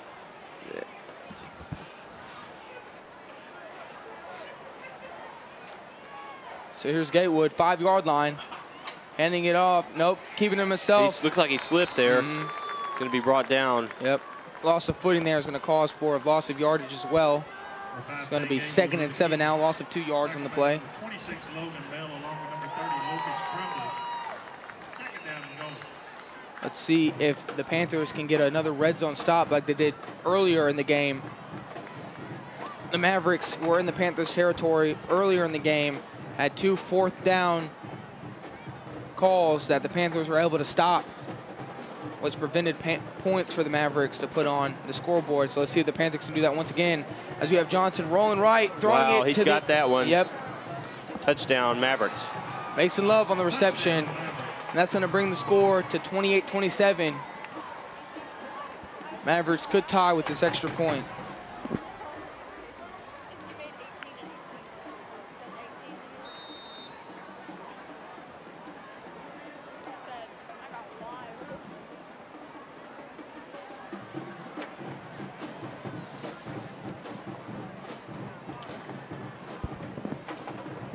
Connor Robles is on to attempt this extra point, as it is up and good. That ties the game at 28-28, 10 minutes to go in the third. Yep, just like that, the Mavericks come out of the gates of the second half, tying this game up early.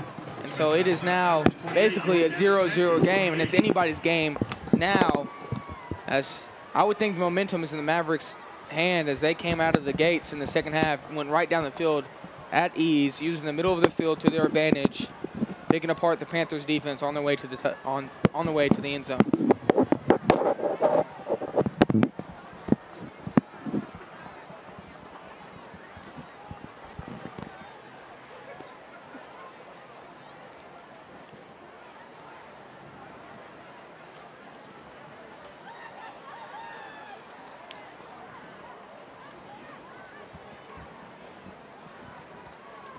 So here are the Mavericks. Panthers got to be aware of the onside kick, as the Mavericks were able to pull off an onside kick early in the game, which resulted in a touchdown for them. As here it's TJ Rogers fielding TJ's dangerous at the 11-yard line. Dangerous he is, but not on this kickoff, as the Mavericks will stop him at around the 29-yard line. 43, TJ Rogers on the return. Panthers will have the ball 1st and 10 at the 29-yard line.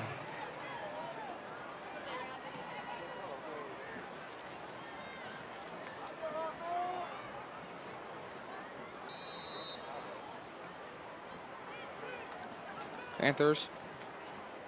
Be their first offensive possession of the second half. Starting at their own 29-yard line. Here's Oaks with a handoff to Bradley Morales up the middle. Bradley has got speed. Here he goes again. Wow. Magic moments. Morales takes this run a long way down the field and sets the Panthers up. Great field position on their next play. What do you think about magic moments Morales tonight, Jaden? He's been impressive. He's definitely shown scouts across the country this season what he's capable of. He started the game off with a big run up the middle, which got them on the Panthers on the board early, 7-0. And just then, kind of the same play, was able to break it up the middle again and get them all the way to the 17-yard line here. So here's a handoff to Graham Turner up the middle, and he's going to pick up major yardage on this run, as he's been doing that all night, as he's picked up 3 first downs of his own tonight, coming close to another first down there, as he's been a workhorse tonight. You can't help but be impressed with Graham Turner, as he is a sophomore and he's doing work tonight.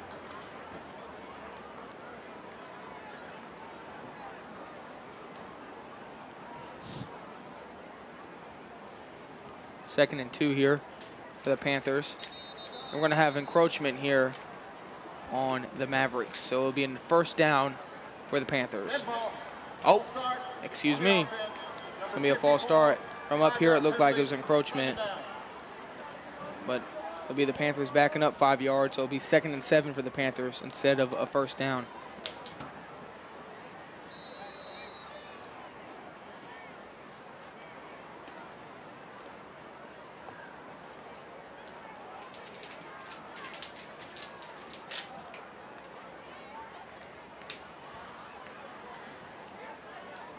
At the 15-yard line. Tommy Oaks here. Another flag on the play. These are drive killers right here, especially if you have multiple. Dead ball. False start on the offense. Another false start there. That one is on John Weens. So Panthers just like fans didn't like that one. Just like that, the Panthers are moving in the opposite direction, picking up back-to-back false start penalties. So now it went from 2nd and 2 to 2nd and 13 now at the 20-yard line.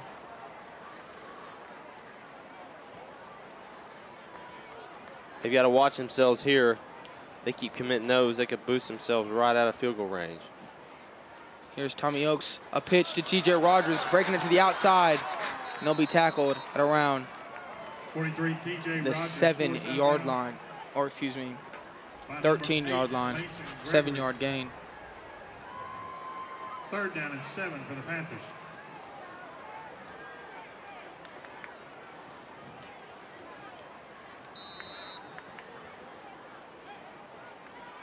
You know what I haven't seen tonight from the Panthers?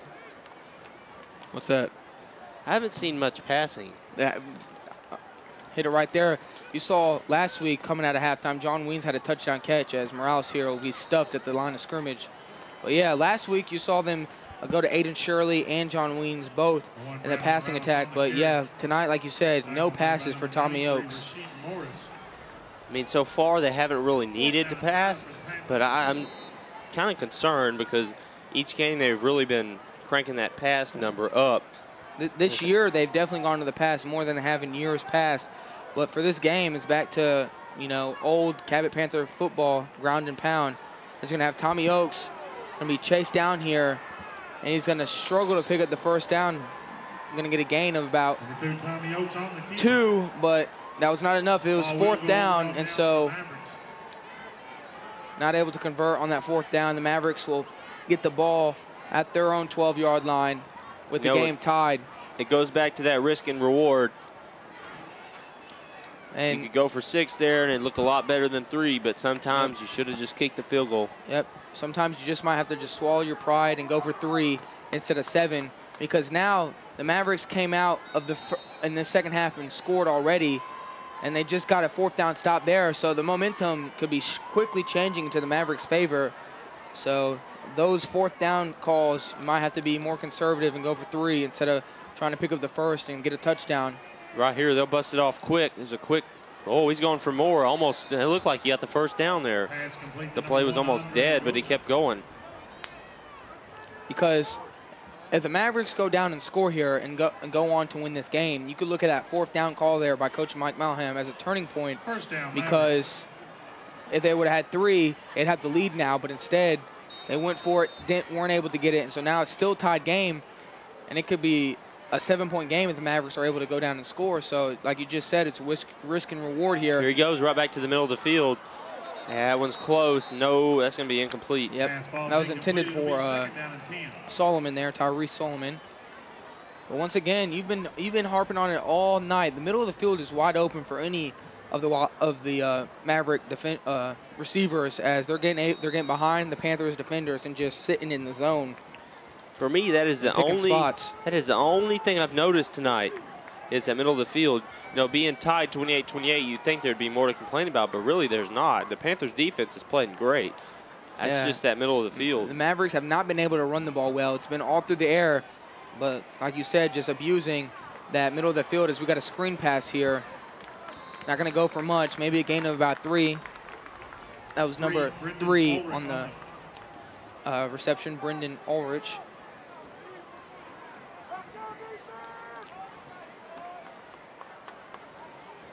Tackle made by number 24, Justin Neighbors. It'll be 3rd down and 7 for the Mavericks.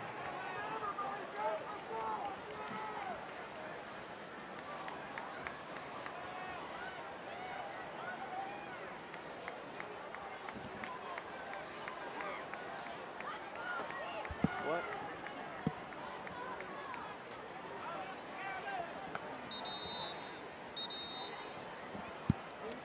Gonna have a timeout on the field here. Timeout, Southside. The Mavericks will use their first timeout of the half. They got 2 left.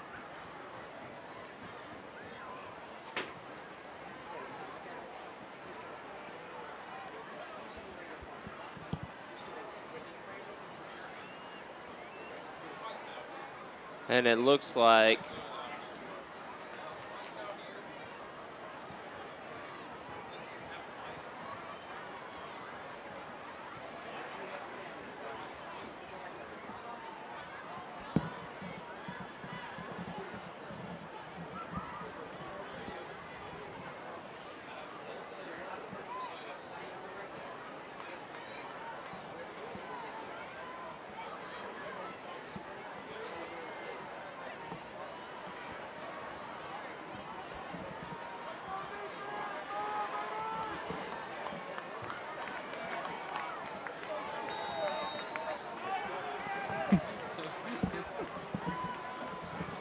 Here we are, Gatewood back in the shotgun formation. Gonna be looking to throw here, scrambling. He's gonna take it on his own. He's gonna pick up the 1st down and more. He'll be brought down at around the 40-yard line. So there's Gatewood once again using his feet to pick up a convenient 1st down for the Mavericks. Yeah, he is a dual threat, and he's making that known tonight. They have him wrapped up, and he seems to just slide out of there and get right out to the right side. That's a quick 5 yards. The Panthers defense has been able to get pressure on him, but Gatewood's just too fast, too athletic. He's able to just avoid it and scramble and pick up yards with his feet. And here he is, shotgun. Middle of the field, open. It's number 87. Again. That's another 1st down for the Mavericks. That's number 87, Cole Atlas, or Altz, excuse me. He's able to hold on to that ball and pick up another Mavericks 1st down. And Trey, I harped on it early. Mavericks look like they got momentum. They're going right down the field, back in Panther territory, where they've pretty much been all night. This is a game the Panthers cannot afford to lose to a 1-3 Mavericks team. It definitely would put a dent into how the Panthers would like their season to turn out here. As here's Gatewood looking downfield, has a man open, caught. Number 7, Tyrese Solomon, and he is almost into the red zone here. He'll be tackled at around the 22-yard line. So once again, the Mavericks going back through the air, picking up another 1st down. Panthers secondary Holding on the offense. has been torched. 10-yard penalty from the flag. If they go right there, shooting themselves in the foot. Disregard that gain there from Solomon, as there's a holding call.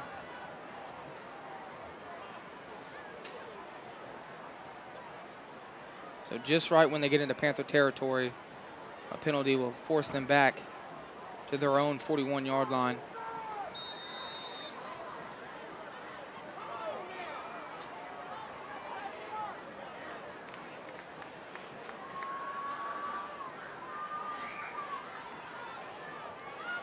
You got 4 receivers split out. Running back to the left of Gatewood. There's Mason Love in motion. Almost picked off there, but he'll complete that one. That's another catch for Jordan Jackson, as he's been pretty much sure-handed tonight. He had 2 early drops in the game, but he's caught everything since. Aside from a few drops, 2 or 3, I think Southside receivers have been pretty sure-handed all night. So now we have 2nd and 20 here for the Mavericks at their own 47-yard line. 5 minutes to play in the second quarter. We got trips to the bottom of the screen here. Play action pass. Man. Well, that one was an errant pass. That one's picked. Zane Harper, his second pick of the night. He's got room in front of him. Going to break a herd of tackles here, and he'll be brought down. There's a flag on the field here. Around.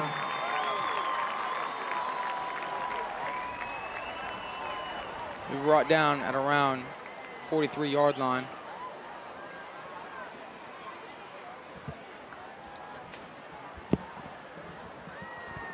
Going to be a penalty here probably on Jansen Eubanks, as he just destroyed Gatewood on the play. Gatewood will think twice before he gets into the action. But pretty errant throw, like you said, Trey, by Gatewood.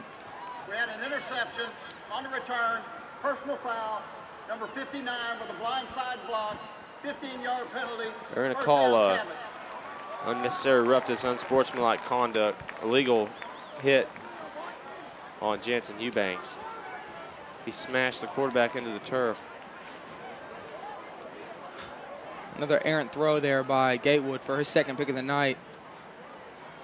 Zane Harper has been a ball hawk in the secondary for the Panthers the past 2 games. That is his 4th interception in 2 games here. It's Tommy Oakes, as the Panthers start at the 43-yard line here. It's going to be handoff to Bradley Morales. Pick up a gain of about 5 yards. It's like some pushing after the play there. Handoff goes to number 1. If he can keep ripping off 5 yards a carry, they'll be all right. After a gain of 5, it'll be 2nd down and 5.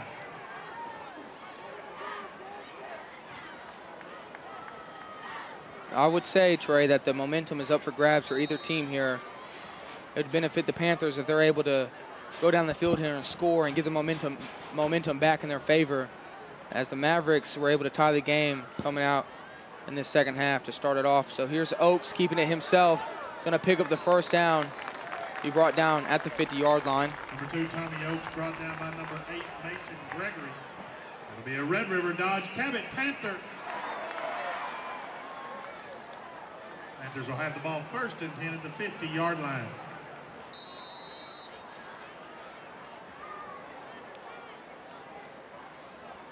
.43 left in this third quarter. Still 28-28 at the 50 here. Oakes takes the snap, hands it right up the middle. Pick up a gain of about 4. So we mentioned earlier you haven't seen a pass from Cabot tonight. How long are you going to give it until we see a pass, and do you think we're going to see a pass at all? I would think at any moment we could see a pass here, because I think it would catch the Mavericks defense off guard.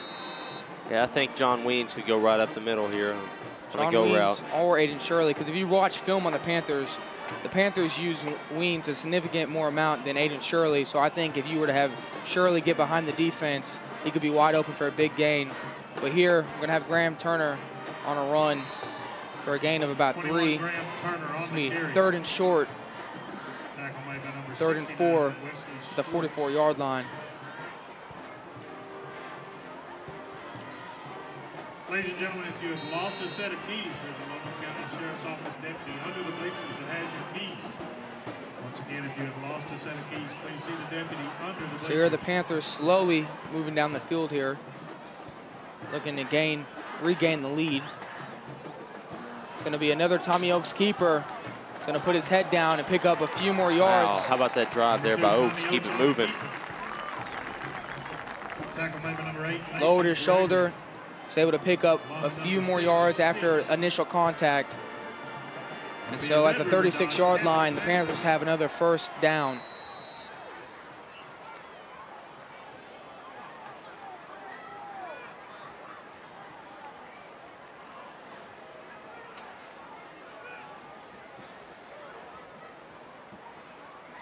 Sorrell, Rogers, and Turner in the backfield for the Panthers. Oaks going to hand off to Sorrell here for a gain of about 3. Handoff goes to number 4, Noah Sorrell. Number 47, Sam Wynn on the tackle. Gain of 4 on the play. Second down and 6.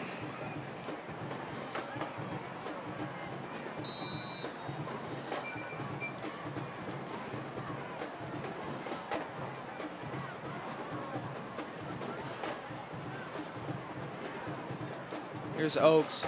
It's like keeping Graham it Turner himself. again, or is he going to keep it? Yep. Another flag comes onto the field as we've seen a whole bunch of yellow this quarter. Number 2, Tommy Oaks on the keep. Seen a lot of yellow this quarter, Trey, haven't we? Yes, we have, and like I keep saying, those are drive killers, especially the type of penalties we're seeing. See, like here's holding, holding, false starts, and offsides penalties. Yep. And you think if Jansen doesn't commit that unnecessary roughness penalty, that's 15 yards in the favor of the Panthers. But because of that, they were pushed back 15 yards. So yeah, like you said, you can't have penalties like that. You know, Jansen in the heat of the moment probably was looking to block for Zane Harper, just happened to blindside block the quarterback, and the refs are going to throw that every time. And so now we have 2nd and 17 here with a minute left. The score is still knotted up at 28 apiece. As we have TJ Rogers on a reverse. He's going to break it up the outside. He's at the 30, the 20. Going to juke a defender and be brought down at around the 11-yard line. Another big run there for TJ Rogers. And what better way to follow up that TJ Rogers run than with a Trey's take, as it is under a minute here. 52.4 seconds left in the third. Right. And my take, the third quarter is the Cabot Panthers are moving the ball efficiently and running off a lot of clock. They could score here, stop Southside one more time, and run off a whole lot of clock and maybe end this ball game. I'm going to see what they do here in the end zone. But first, they got to make sure they put points on the board as they're at the 11-yard line here. There's going to be another reverse to TJ Rogers. He's at the 5, and he'll be brought down at around the 3-yard line. TJ Rogers looking to get into that end zone, as he's just eyeing the end zone here. The end zone is TJ Rogers' target. You gave him the nickname TJ TD Rogers. He has 1 touchdown tonight. Could he get a second one here? Regardless of how many touchdowns he has, TJ Rogers is close to, if not over 100 yards on the game tonight. And so here's Tommy Oaks on a quarterback keeper, it looks like. To be in, and the refs raise their hands up. He's in. Touchdown. Tommy Oaks. You have the signature here, Trey? That's right. That's what I'm talking about. Tommy Oaks keeps it for the score.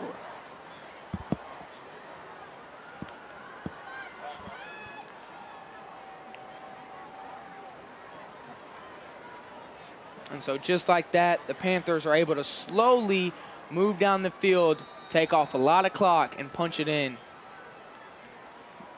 And this extra point is up and good, so the Panthers go up 35-28.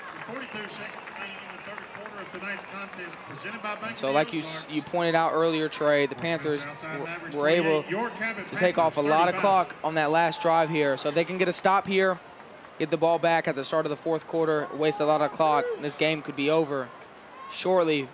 But it all is about that stop. They're going to have to stop this Mavericks offense that has been able to utilize their pass game all night. The middle of the field has been open for business for the Mavericks, so the Panthers are going to have to hone in on that and the end of this third quarter, beginning of the fourth quarter, because if the Mavericks are able to continue to utilize the middle of the field, it could be a long, long fourth quarter for the Panthers.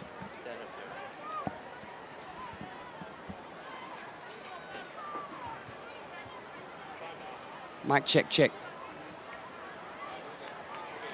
Okay. All right, it's on, it's on. Okay. So here's McCole on the kick.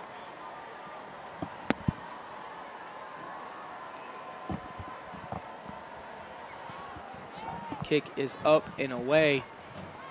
Kick fielded at the 5-yard line here. Panthers special teams doing a good job there, tackling him at around the 23-yard line. And so this came to my mind here. Panthers have 35 points tonight. They put up 42 last week against Catholic. They put up 44 against J.A. Fair. They put up 24. As we have a holding here on the Mavericks. Like I said, 35 points here, 42 last week.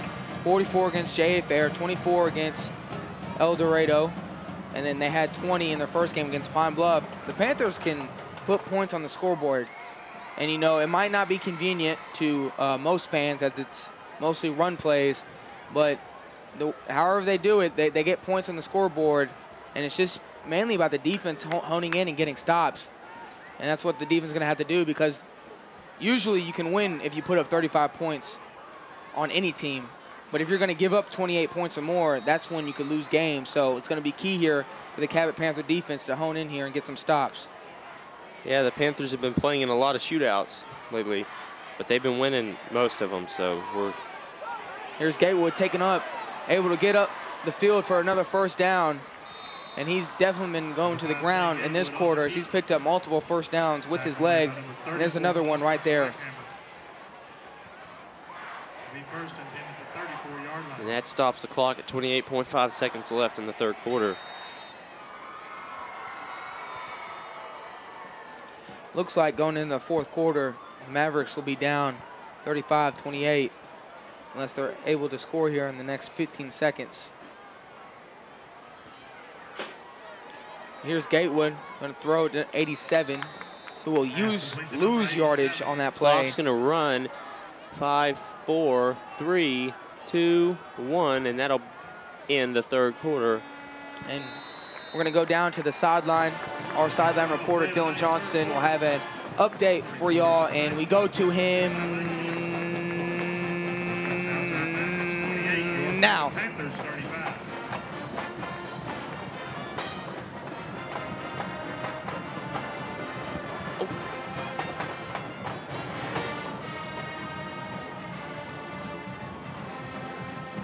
We go to him now. All right, guys, I'm out here in front of the Panther Stadium, right in front of the booth that ROTC has set up here to raise funds for the Gold Star Memorial monument that they are trying to get put up at the Capitol. Cadet Major Silver, if you'd step in. Major Lieutenant, man. Cadet Lieutenant Walter. What else can people do at the fundraising here? Well, you can come on down and you can give a little money. We're still open. We got stuff for, giveaway stuff that you can pick up. Some t-shirts, some lanyards, things like that. You don't even have to donate. You can take one for free. They're, yours to use and fun to do. So there's also a website. The link is on the pamphlet. We can. All right. And if you come on down and you don't have the money now, but you want to give on the website, we can give you the link where you can. As he takes a snap out of the shotgun, he's going to hit it over the middle again.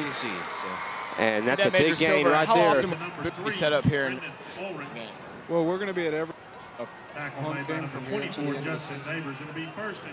Expanding into other sports, like as soon as basketball season starts, we're going to be at every home game. We're talking about possibly going to volleyball games and other home events. Alrighty, it sounds like a great cause and a great thing that they are trying to do. Go ahead and donate to them. And if you have missed it walking in here, you can still donate on your way out of the stadium. Here's It's right here in front of the Panther Stadium. Man over the field, that's Jordan Jackson for another catch, and he's picking up another first down. Pass complete to number 2, Dylan White, brought down by number 34, Austin Swackhammer. So just like that, the Mavericks in just a few plays have already marched into Panther territory, where, like I've said, they've been pretty much all night. They just had some costly turnovers and some penalties that have, not allowed them to put points on the board, but they've basically been living in Panther territory all night. Yeah, they moved in and set up a tent. No doubt they've been camping out there, but luckily the Panthers are up here.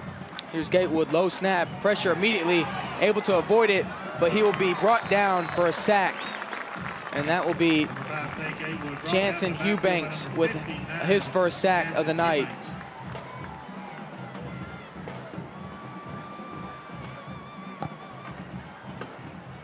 That's a well-deserved sack there for Jansen Eubanks, who, is always putting pressure on the quarterback, but is not able to come up with some sacks. And, tonight he's been getting pressure on Gatewood.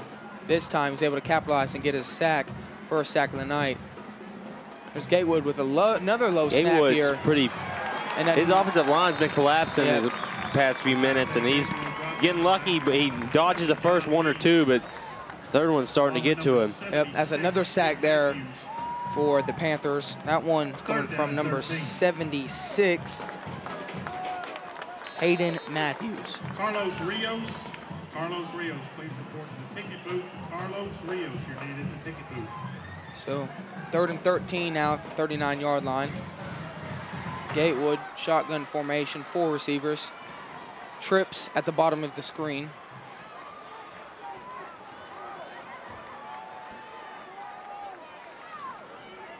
Gatewood, man open. That's Mason Love with another drop pass, and it's going to be another 4th down for the Mavericks. As we have an injured Mavericks at around the midfield here.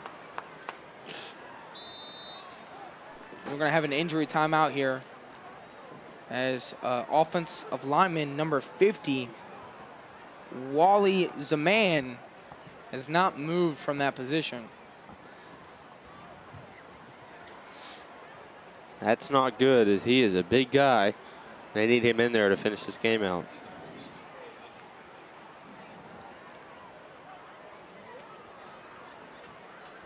You've already seen in that last possession there that Gatewood was sacked twice, so an offensive lineman going down is not what they would want in this scenario, as the Panthers defense has been able to get pressure on Gatewood at ease of late. So they're going to be down a starter here, the Mavericks, which could be costly here, as the Mavericks once again are going for it on 4th down. 4th and 12. They do not punt the ball, as they have yet to do so tonight. 4th and 12. Panther fans on their feet. Another low snap here. Gatewood, man open. And Solomon will be short, as Cody Neighbors, great coverage, great tackle, giving the Panthers the ball once right again at the 35-yard line. The Mavericks, I don't know what it is with them and going for it, but they sure do like it, and it's cost them a little bit here. At some point, I mean, do they not trust their punter? Because at some point, you might want to go to the punt game and, try to pin this offense, within the 10-yard line, but not going to the punting game are the Mavericks, as they continue to go for on a 4th down, and they continue to not pick up the first down on those 4th down tries. As we're going to have a false start here by the Panthers.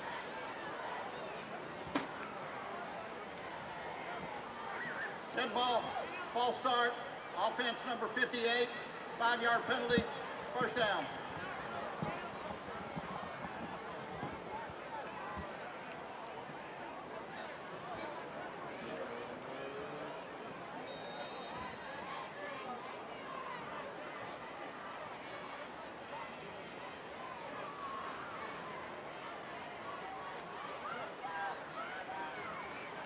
Here's Tommy Oakes, the 30-yard line, 1st and 15. A reverse to T.J. Rogers. He's up at the 40-yard line. He'll pick up the first down and more. 43, T.J. Rogers on the carry. Tackle made by number 9, Hedron Ulrich, along with number 33. And this starts Red River Dodge Cabot Panther. the Panthers' Will have the ball first drive of the fourth quarter, and the Panthers looking to go with the game plan they used in the third quarter. Run the ball, waste a lot of clock. They wasted most of the clock in the third quarter. Let's see if they do that here in the fourth and try to get out of here with a W, as we're going to have another false start penalty.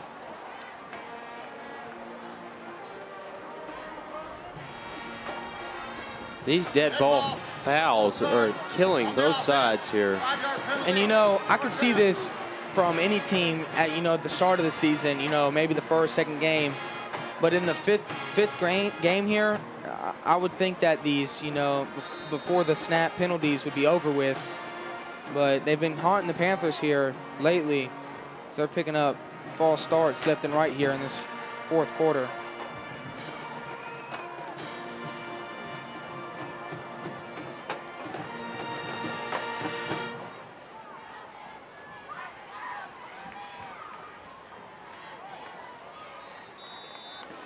So here are the Panthers, the 43-yard line. T.J. Rogers takes that carry. A gain of about 3. It'll be second down and 9 for the Panthers.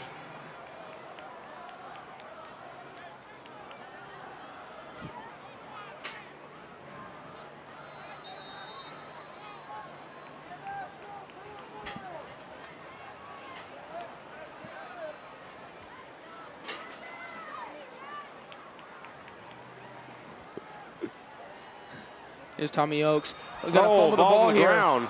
He might just want to throw this and have an incomplete pass. But he's gonna try to run and get wrestled down. And that's just inexperience there for Tommy Oakes. This being his first year as quarterback.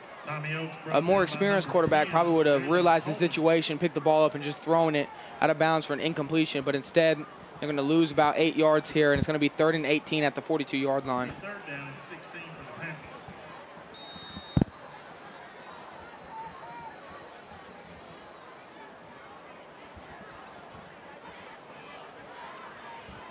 So the Mavericks looking to get a key stop here as they're looking to score and tie this game up, making this a game still. But as of now, the Panthers still have what I would say is full momentum. So just looking here to waste clock here. It's Tommy Oakes, his first pass of the night, has a man open, but picked off. Tommy Oakes' first pass of the night results in his first interception on the year. Number 27, Dylan Skinner coming up, or excuse me, that's 27 of our team, Dylan Skinner. This is 27, Bennett Wendell picking off Tommy Oakes. So Trey, you've been harping on it. You've been thinking when the pass was gonna be utilized for the Panthers. They go to it there, and costly, as the Mavericks now have the ball and are looking to tie up this game.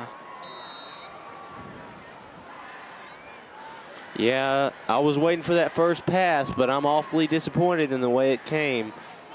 Yeah, that was just a poorly thrown ball there, as Noah Sorrell was open, but Tommy Oakes underthrew him, picked off. So now we got Gatewood and the Mavericks starting with a short run here, 5-yard run. It's going to be second and about 5.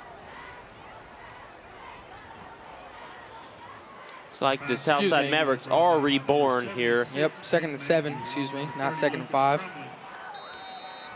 Second down, 6. Here we go here, I formation here, Trey's favorite formation. I love the I formation with a passion. I will advocate for it for years and years. Here's a handoff here. First down will be picked up here by number 24, Ricardo Savoy. What can I say? The I formation. It works. It's been in many playbooks throughout the years, ever since football was created. Trey loves it. I mean, it works. It's been working for the Mavericks all night. They've put up 28 points. Looking to put up another touchdown here to tie this game, as we are at the 6-minute 30-second mark. in this fourth quarter. Got Gatewood here. Man, open. That's Jordan Jackson. Another catch for him. And I'll tell you what, if this was fantasy and you were in a PPR league, I would want him on your team. Yeah, he's been reeling them in. He's reeling in the catches tonight. First and 10 for the Mavericks at the 33-yard line.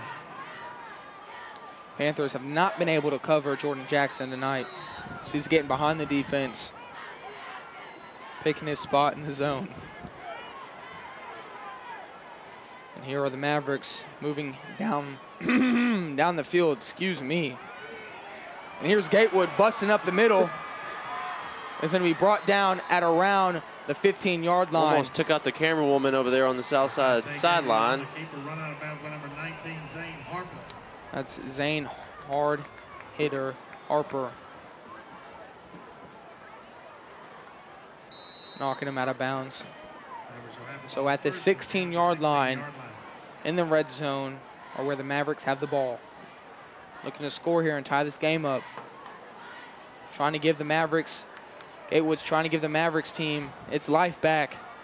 So they're down 7 here. Here he is, another quarterback keeper here, breaking up the middle. He'll be brought down at around the 4-yard line. They're knocking on the door. They've been knocking on the door, but now they're pounding on the door. Yeah. They're about to break it right in. What's that thing the FBI and the police use, the big old barrel thing? I think you're referring to the rammer? The rammer, yeah. Yeah, that's what the Mavericks got right now. They're ramming.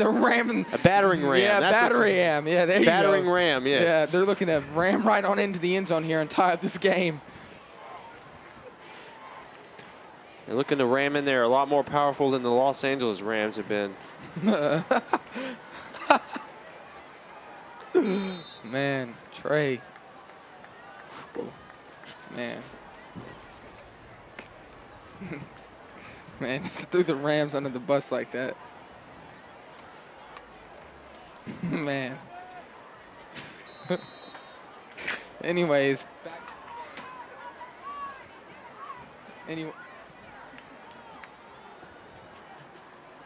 Anyways, back to this game here. At the 2-yard line are the Mavericks here. No back set here. Beating on that door, and their battering ram goes forward into the end zone. Touchdown, Mavericks. Gatewood not going through the air on that play, using his legs like he's been doing in this second half, getting into the end zone. And right now, we're awaiting the extra point. But if it's good, we got a tie ball game on our hands here.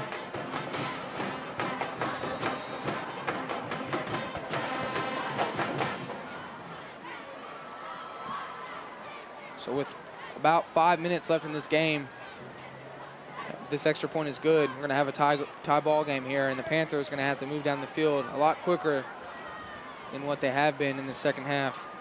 Yeah, just to clarify, Connor Robles is kicking. Number 16 is the holder this time, for sure. And that kick is blocked, but wait, we There's have a flag. penalty. It's probably going to be, I would think it'd be offsides the way Bryce Billings was able to get around that. Oh, excuse me. You heard him. I was thinking it was going to be an offside based on the fact that Bryce Billings was able to get around the edge so quick. But we're going to have a false start here, so it's going to be a longer extra point as we're having some deliberation here, some conversation going on. I don't know if the Mavericks are trying to persuade the referee to not give him a false start, but the Mavericks will be backing up 5 extra yards here. It's going to be a longer extra point. Mavericks are glad they screwed up on that one, because without that, they would have had a missed extra point. That could have been a game ender there, as Cabot knows how to run the clock out.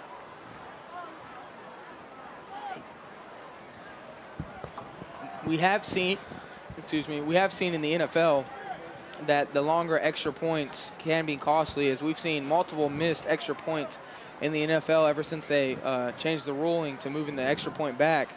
And so maybe a longer extra point for Connor Robles could, impact his kick here, and he could miss.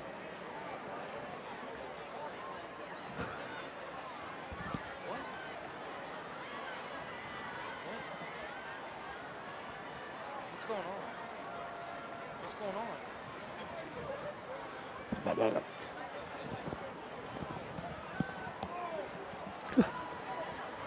There were 2 penalties on the play, both on the offense. We had a false start, which they will decline, but we had 12 on the field, illegal substitution, 5-yard penalty, repeat the try. So after what seemed to be a 10-minute conversation, there was a false start on the offense and 12 men legal substitution on the offense. So after a 5-yard penalty, we have a kick now. And this is crucial here. Yep, looking to tie up the game is Robles. The snap, the hold, the kick. And it's no good. And just like that, wow, the Panthers still hold on to a 35-34 lead. And what did you know? As soon as I mentioned the kick being moved back could affect the kicker, sure enough, his kick was short. And so the Panthers luck out, and they'll now look to run out the clock as they're up 35-34. If the Mavericks going to lose by a score 35-34, it'd be another heartbreaker, as last week they lost in overtime to Conway.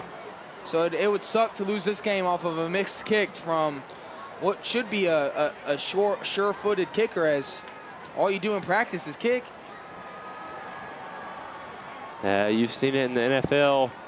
You know, Dawson almost lost the game last week. That's what I don't understand. As kickers, and all you do in practice is kick, you should be sure-footed. And just because you move back 5 yards doesn't mean you should miss the kick entirely. Look what happened to Nick Folk.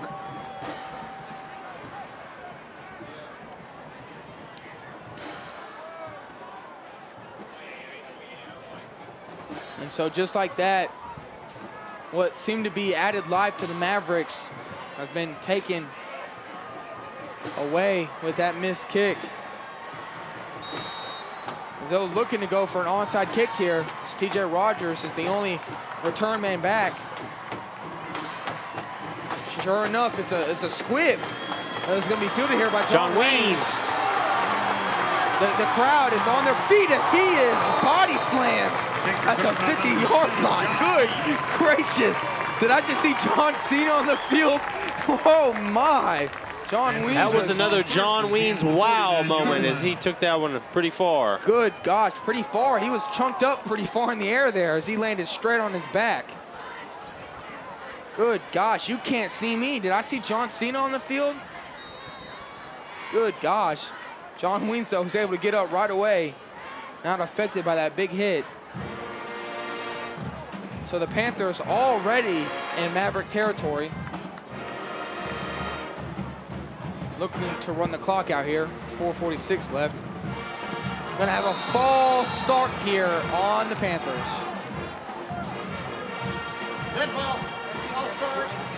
As we see a Ryan Tannehill jersey in the audience, I want to give a shout out to Jay Cutler. I've always been a longtime supporter of Jay Cutler. This gives me an opportunity to talk about quarterbacks that are undervalued. Jay Cutler has the arm strength, the intangibles. He may not show emotion. He may be straight-faced, stone-faced all the time, but Jay Cutler has the ability to get it done. And I believe you'll see that this year as the Miami Dolphins will win their division and make it into the playoffs. I'm just going to stop you right there. Just want to let you know, everybody know that the Patriots are in the Dolphins division, as we have TJ Rogers taking this run up for a gain of about 8. But just want to remind everyone, the Patriots are in the Dolphins division, and Jay Cutler has not won a playoff game, or he has, but he has not shown up in the playoffs for any of his teams. Just remember, when the Dolphins dismantle the Patriots and make it into the playoffs, you heard it here first. How are they going to dismantle the Patriots when the Jets dismantled them? New York Jets, one of the worst teams in the NFL. Jay Cutler looked like Jay Cutler, in fact, as he struggled all night against a weak Jets secondary, as TJ Rogers is running against this weak Mavericks defense, picking up another first down. 43, TJ Rogers on the carry. Tackle made by number 10, Jalen Colton. That'll be a Red River Dodge Cabot Panther. And I just want to point out something. I'm very frustrated at the moment. Star defensive lineman Fletcher Cox will be out this Sunday against the Los Angeles Chargers.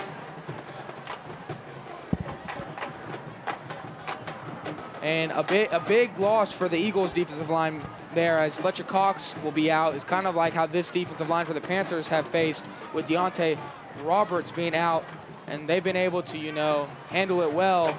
And so let's see if the Eagles can do that on Sunday, just like the Panthers have. And they've been setting a good example of just a strong team with a lot of depth. This game is not over yet. This is the crucial stop moment for Southside Mavericks. If they don't stop them here, if Panthers get another first down, that'll pretty much end it. Southside only has 2 timeouts. The ball is on the 32. 3, 12, 11, 10 left on the game clock. Yeah, the Panthers running, we've said it all night, just the depth they have at running back has been on display. As we're going to have Grant Turner take up a run as he's going to be brought down at the 15-yard line. But like I said, there's been a lot of depth in the Panthers running game, kind of like you're going to see with the Philadelphia Eagles on Sunday. Darren Sproles went out with a torn ACL and a broken arm. You're going to see Wendell Smallwood, LeGarrette Blount, Corey Clement, Kenyon Barner pick up the slack, just like the running backs here for the Panthers have. And Bradley Morales, TJ Rogers, Graham Turner, Mason Martin, Wesley Ocampo, Tommy Oakes is even taking it on the ground, John Weens, Aiden Shirley. Just great depth. Like you said, great depth. I think the word of the night for the Panthers, this isn't baseball, but since Graham Turner's been playing so well tonight, I think you could say the Panthers rushing attack hit a Graham slam tonight. Trey, I can always count on you for a good joke, but you're right. Graham Turner has been running well tonight, picking up multiple first downs. I think he's up to 4 first downs by himself tonight. So he's definitely stepped into the plate and delivered.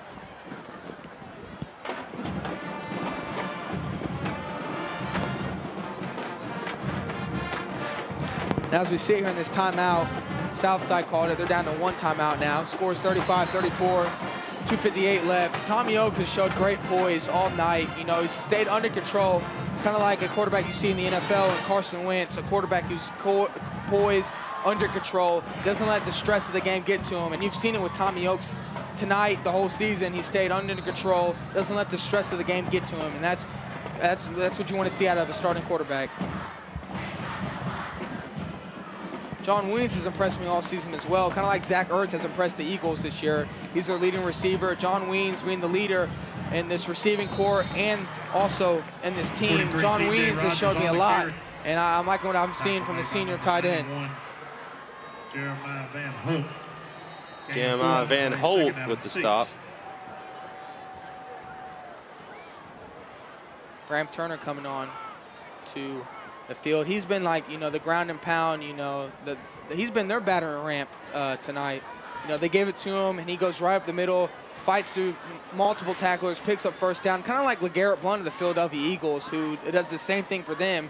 And the way the Eagles use LeGarrette Blount is how the Panthers are using Graham Turner as TJ Rogers. 43, TJ Rogers on the carry. Touchdown. Looks like the Southside wasn't even ready to play there, and TJ Rogers just walks right into the end zone and seals the game, just like that for the Cabot Panthers. Yeah. That's what I'm talking about. TJ Rogers walks into the end zone, and with it, he walks the win into the Panthers category. Yeah, I mean, I think TJ was even shocked there as he wasn't ready to celebrate. He thought something had been called or something.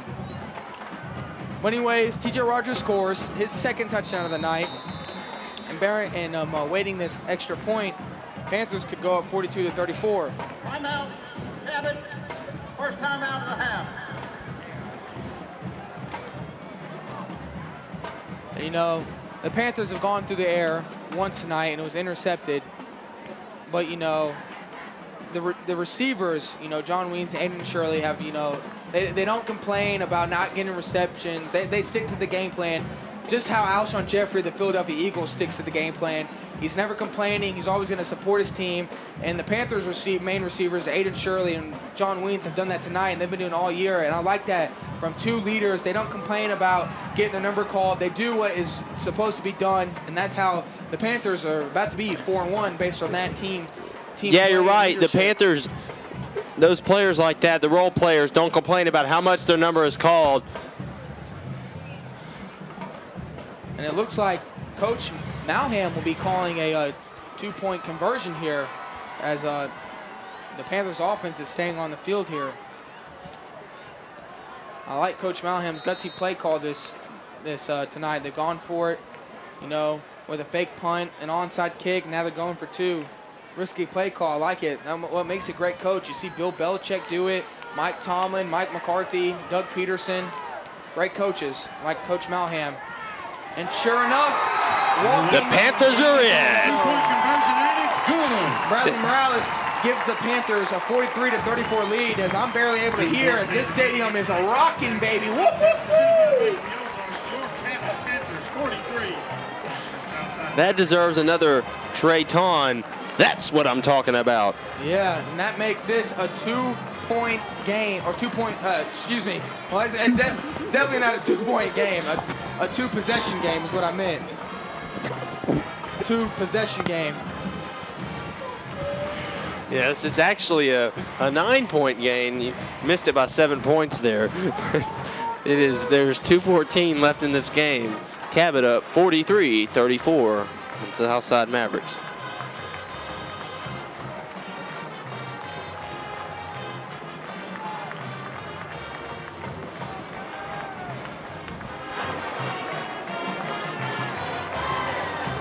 So you see Jansen Eubanks on the sideline getting the crowd into it.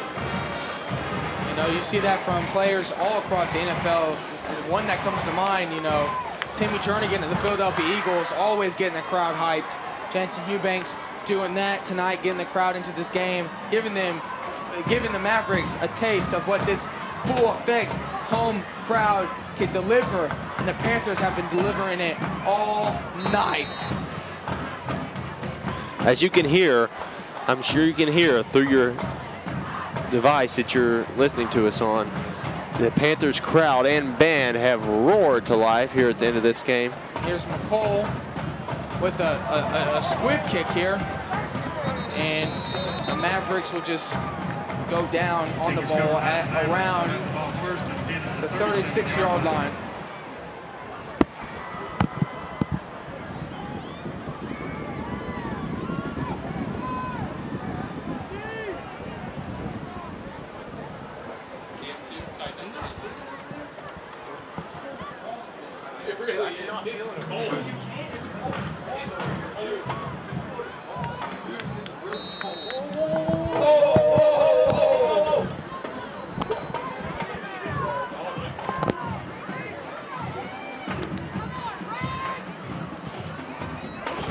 Gatewood has a man, Jordan Jackson.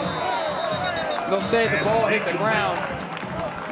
I would say challenge it, but there are no challenges in high school. Jordan Jackson. So the Mavericks are going to have to stick with an incompletion call there.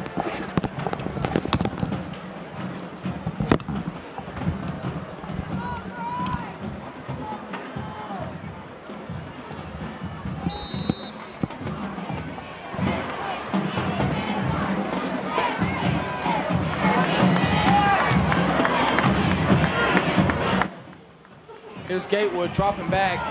John Weems will pick up his first sack of the night. Gatewood brought down in the backfield by number 7, John Weems. So that's John Weems' first sack of the night. Coming at a convenient time as Southside Mavericks will use their final timeout of the game. Timeout, Southside. Last timeout of the half.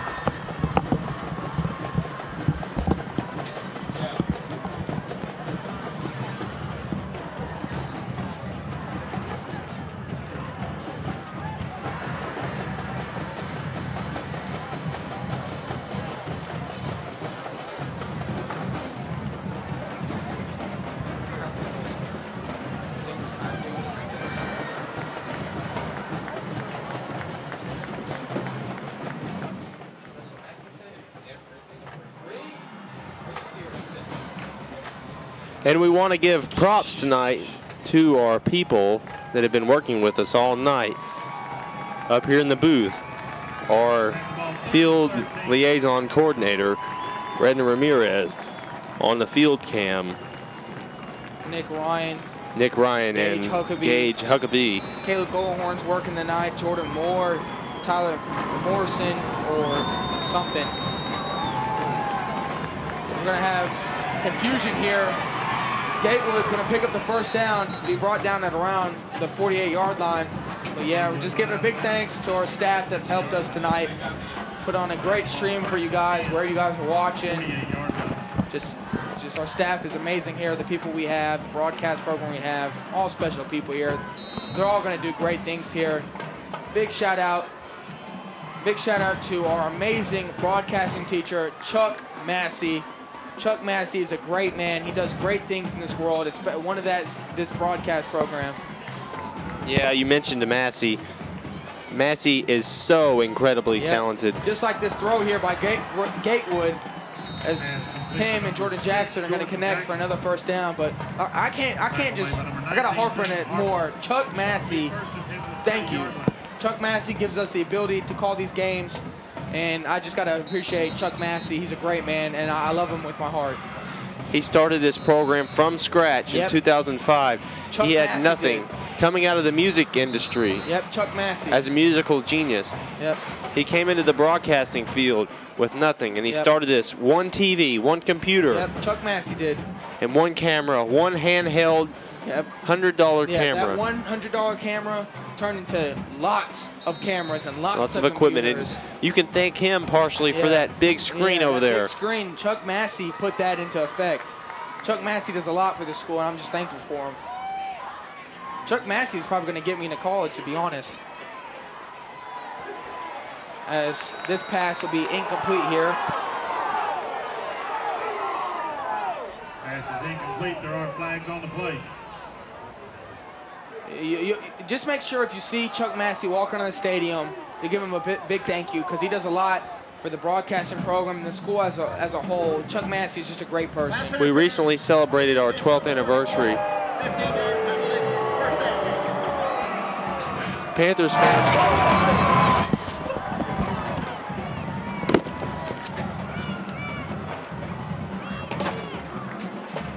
Sorry for that inconvenience there. But the Panther fans are not happy after a 15-yard penalty was called.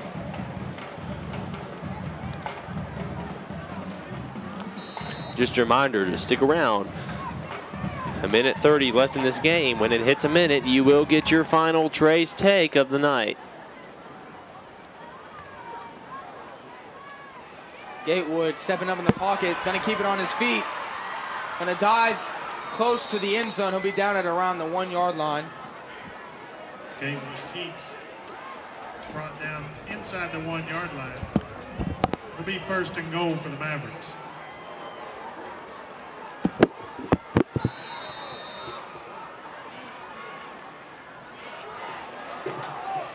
The Mavericks will run it in for a 1-yard touchdown.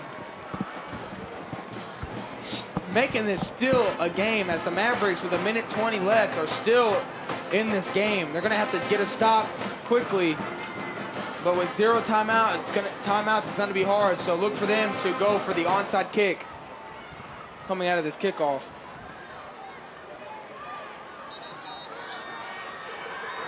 Mavericks are looking for an upset here, kind of like Washington State, as they are up 3-0 on the USC Trojans.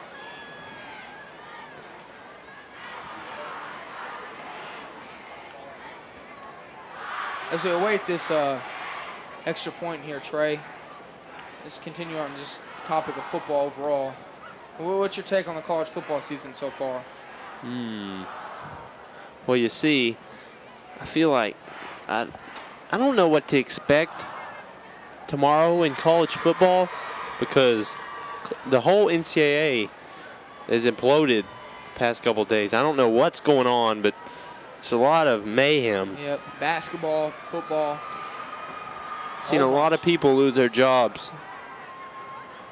On the scoring play, we had 12 men on the field, illegal participation. It'd be a 15-yard penalty, assessed on the kickoff. Touchdown's good.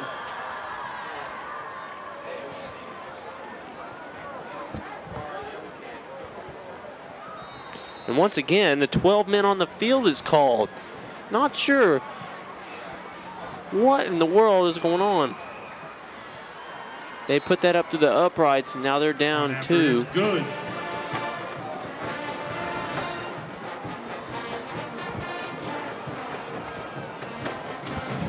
1 minute and 20 seconds remaining in tonight's contest, presented by Bank of the Ozarks. The Southside Mavericks 41, your Cabot Panthers 43.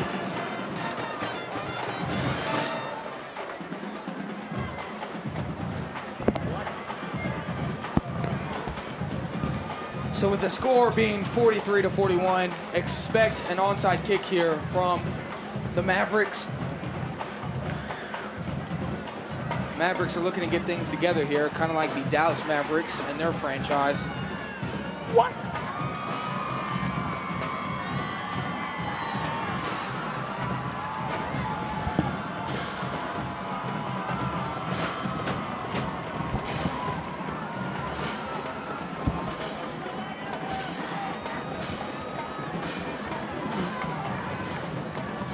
We're gonna have a kick at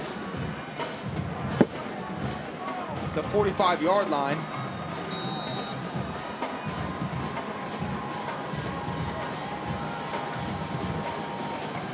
This kick could give life to the Mavericks.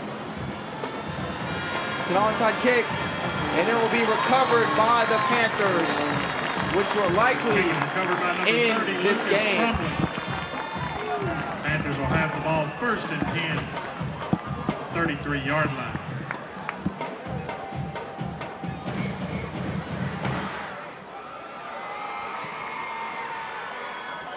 So as Tommy Oakes and the Panthers offense come onto the field, likely their last time on the field tonight as they look to just run down the clock and go into next week's game against Bryant 4-1 after a crazy high scoring game.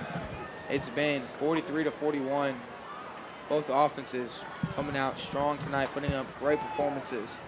And just like that, a knee will start the rundown of the clock. And the play clock has not started yet. That's interesting. Did you notice that? Now they just now started it.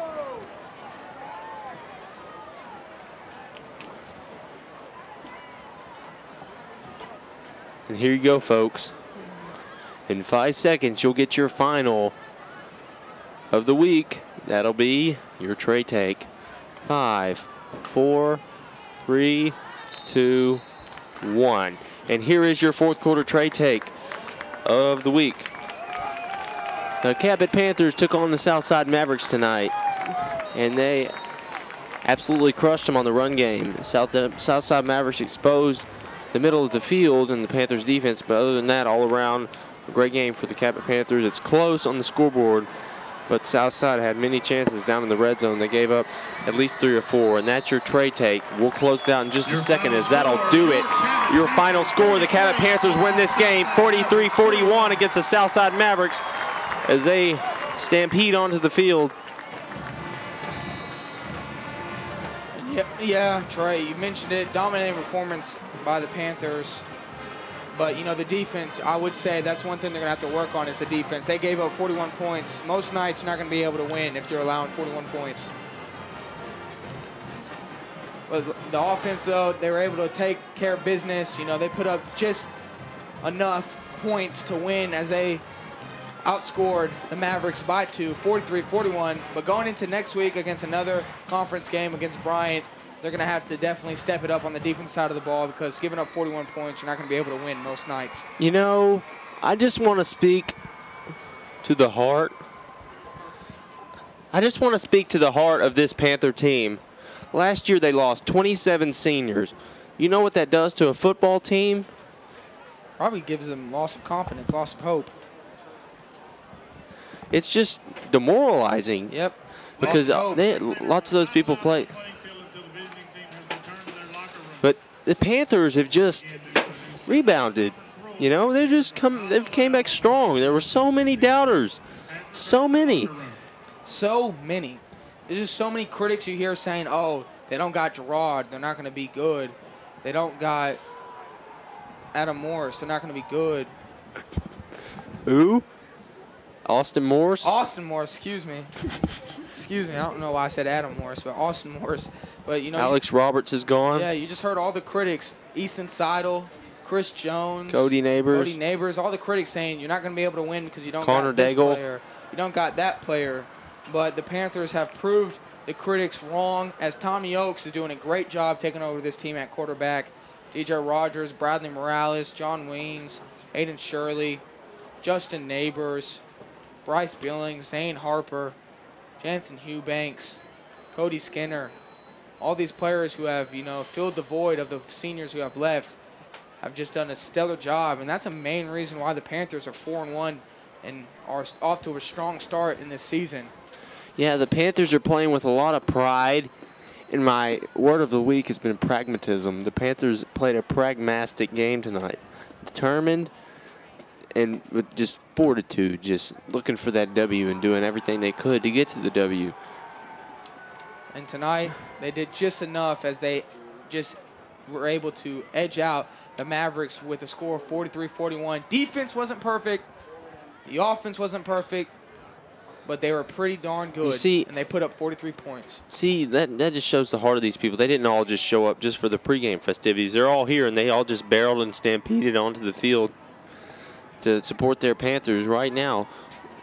Look at this right here. This is just a great show of unity for the city of Cabot. Yes, look at them all out there mingling and just congratulating each other on a win. Well deserved. Beat the Southside Mavericks team is now 1-4, but still they're big in size and they packed a lot into the game. And it's just the Panthers did a good job matching them up. And, you know, they're always Cabot's usually undersized, but they come through in a big way because they have a lot of heart and they play with fundamentals, and they don't usually let fatigue get to them. They have a great bench and depth. And they know how to get through it, and they don't just throw in the towel when things get tough. Yep. Never once do they throw in the towel. They just keep fighting, you know, Rocky Balboa style. They just never once give up. They keep throwing haymakers, you know. Southside will throw a haymaker. Panthers Speaking will of come back Rocky with the Balboa, haymakers. yeah, it's a great analogy. Let's talk about that for a few minutes. Rocky Which Balboa. one? There's like 6 of them. Which one you want to talk Let's about? talk about Rocky 4. You talking about Rocky versus Drago. Drago? Let's talk about Rocky versus Drago. Well, first off, I just want to go to this note real quick. So, you know, I kind of, you know, when Rocky, you know, won't beat Apollo Creed, you know, he goes, Adrian, we did it. That's just how the Panthers. Yes. The Panthers played this. I guarantee you. About their business. They're like, they do something good, and they're like, look, critics, we did it. And right. So that's just how they do. That's how they roll. They just out to prove the critics Yeah, wrong. they did, and they prove them wrong because, you know, they say stuff like they're undersized, they lost too many seniors, they're not quick enough. But they never once will say that the Cabot Panthers fundamentals are offline because their fundamentals always online. These coaches drill that into them, and I think that's where Cabot has a competitive advantage. Every year they work on the fundamentals. There's no joking around here. You joke around, you hit the bench. Yep. And tonight, the Panthers are not joking around as they put up 43 points, won the game 43-41. They'll go into next week's game against the Bryant Hornets 4-1, looking to add on to their already undefeated conference season. And so, yeah, speaking of the 7A conference, the Bryant Hornets are always competitive in that conference, and that's something that the Panthers have had to deal with year in and year out. Bryant Hornets are also a well-coached team. Yep. There's a lot of resemblance between the Hornets and Cabot. Hornets a little smaller, but however, last year the Bryant Hornets got the best of Cabot. I guarantee you these players will not forget that. That was Cabot, one of Cabot's worst loss of the year. I'm not quite sure. That might be the worst loss of the year. They're going to look to avenge that next week, and I'm sure they will come out with a fire lit under them. I guarantee you we'll see a wide variety of plays from the playbook from these coaches. Like tonight, I don't think they showed that much because I think they saw before the game that they could get away with a lot of the from the run attack on Southside, and they did. They gashed them up the middle. We only saw one pass, which was intercepted, but I think that next week you're going to see a wide variety, and that's going to show you what this Panther team can do. Especially from the quarterback position. I don't think Oaks has been fully unleashed yet, but I think next week you might see it. And a wide variety of plays were on display tonight as they went into their bag of tricks, putting up 43 points on the scoreboard. Just a dominating performance, and the Panthers are going to look to dominate the Bryant Hornets next week it's been a fun game. I've enjoyed it. I'm Jaden Dixon. I'm Trey Thompson. Have a good night, everybody.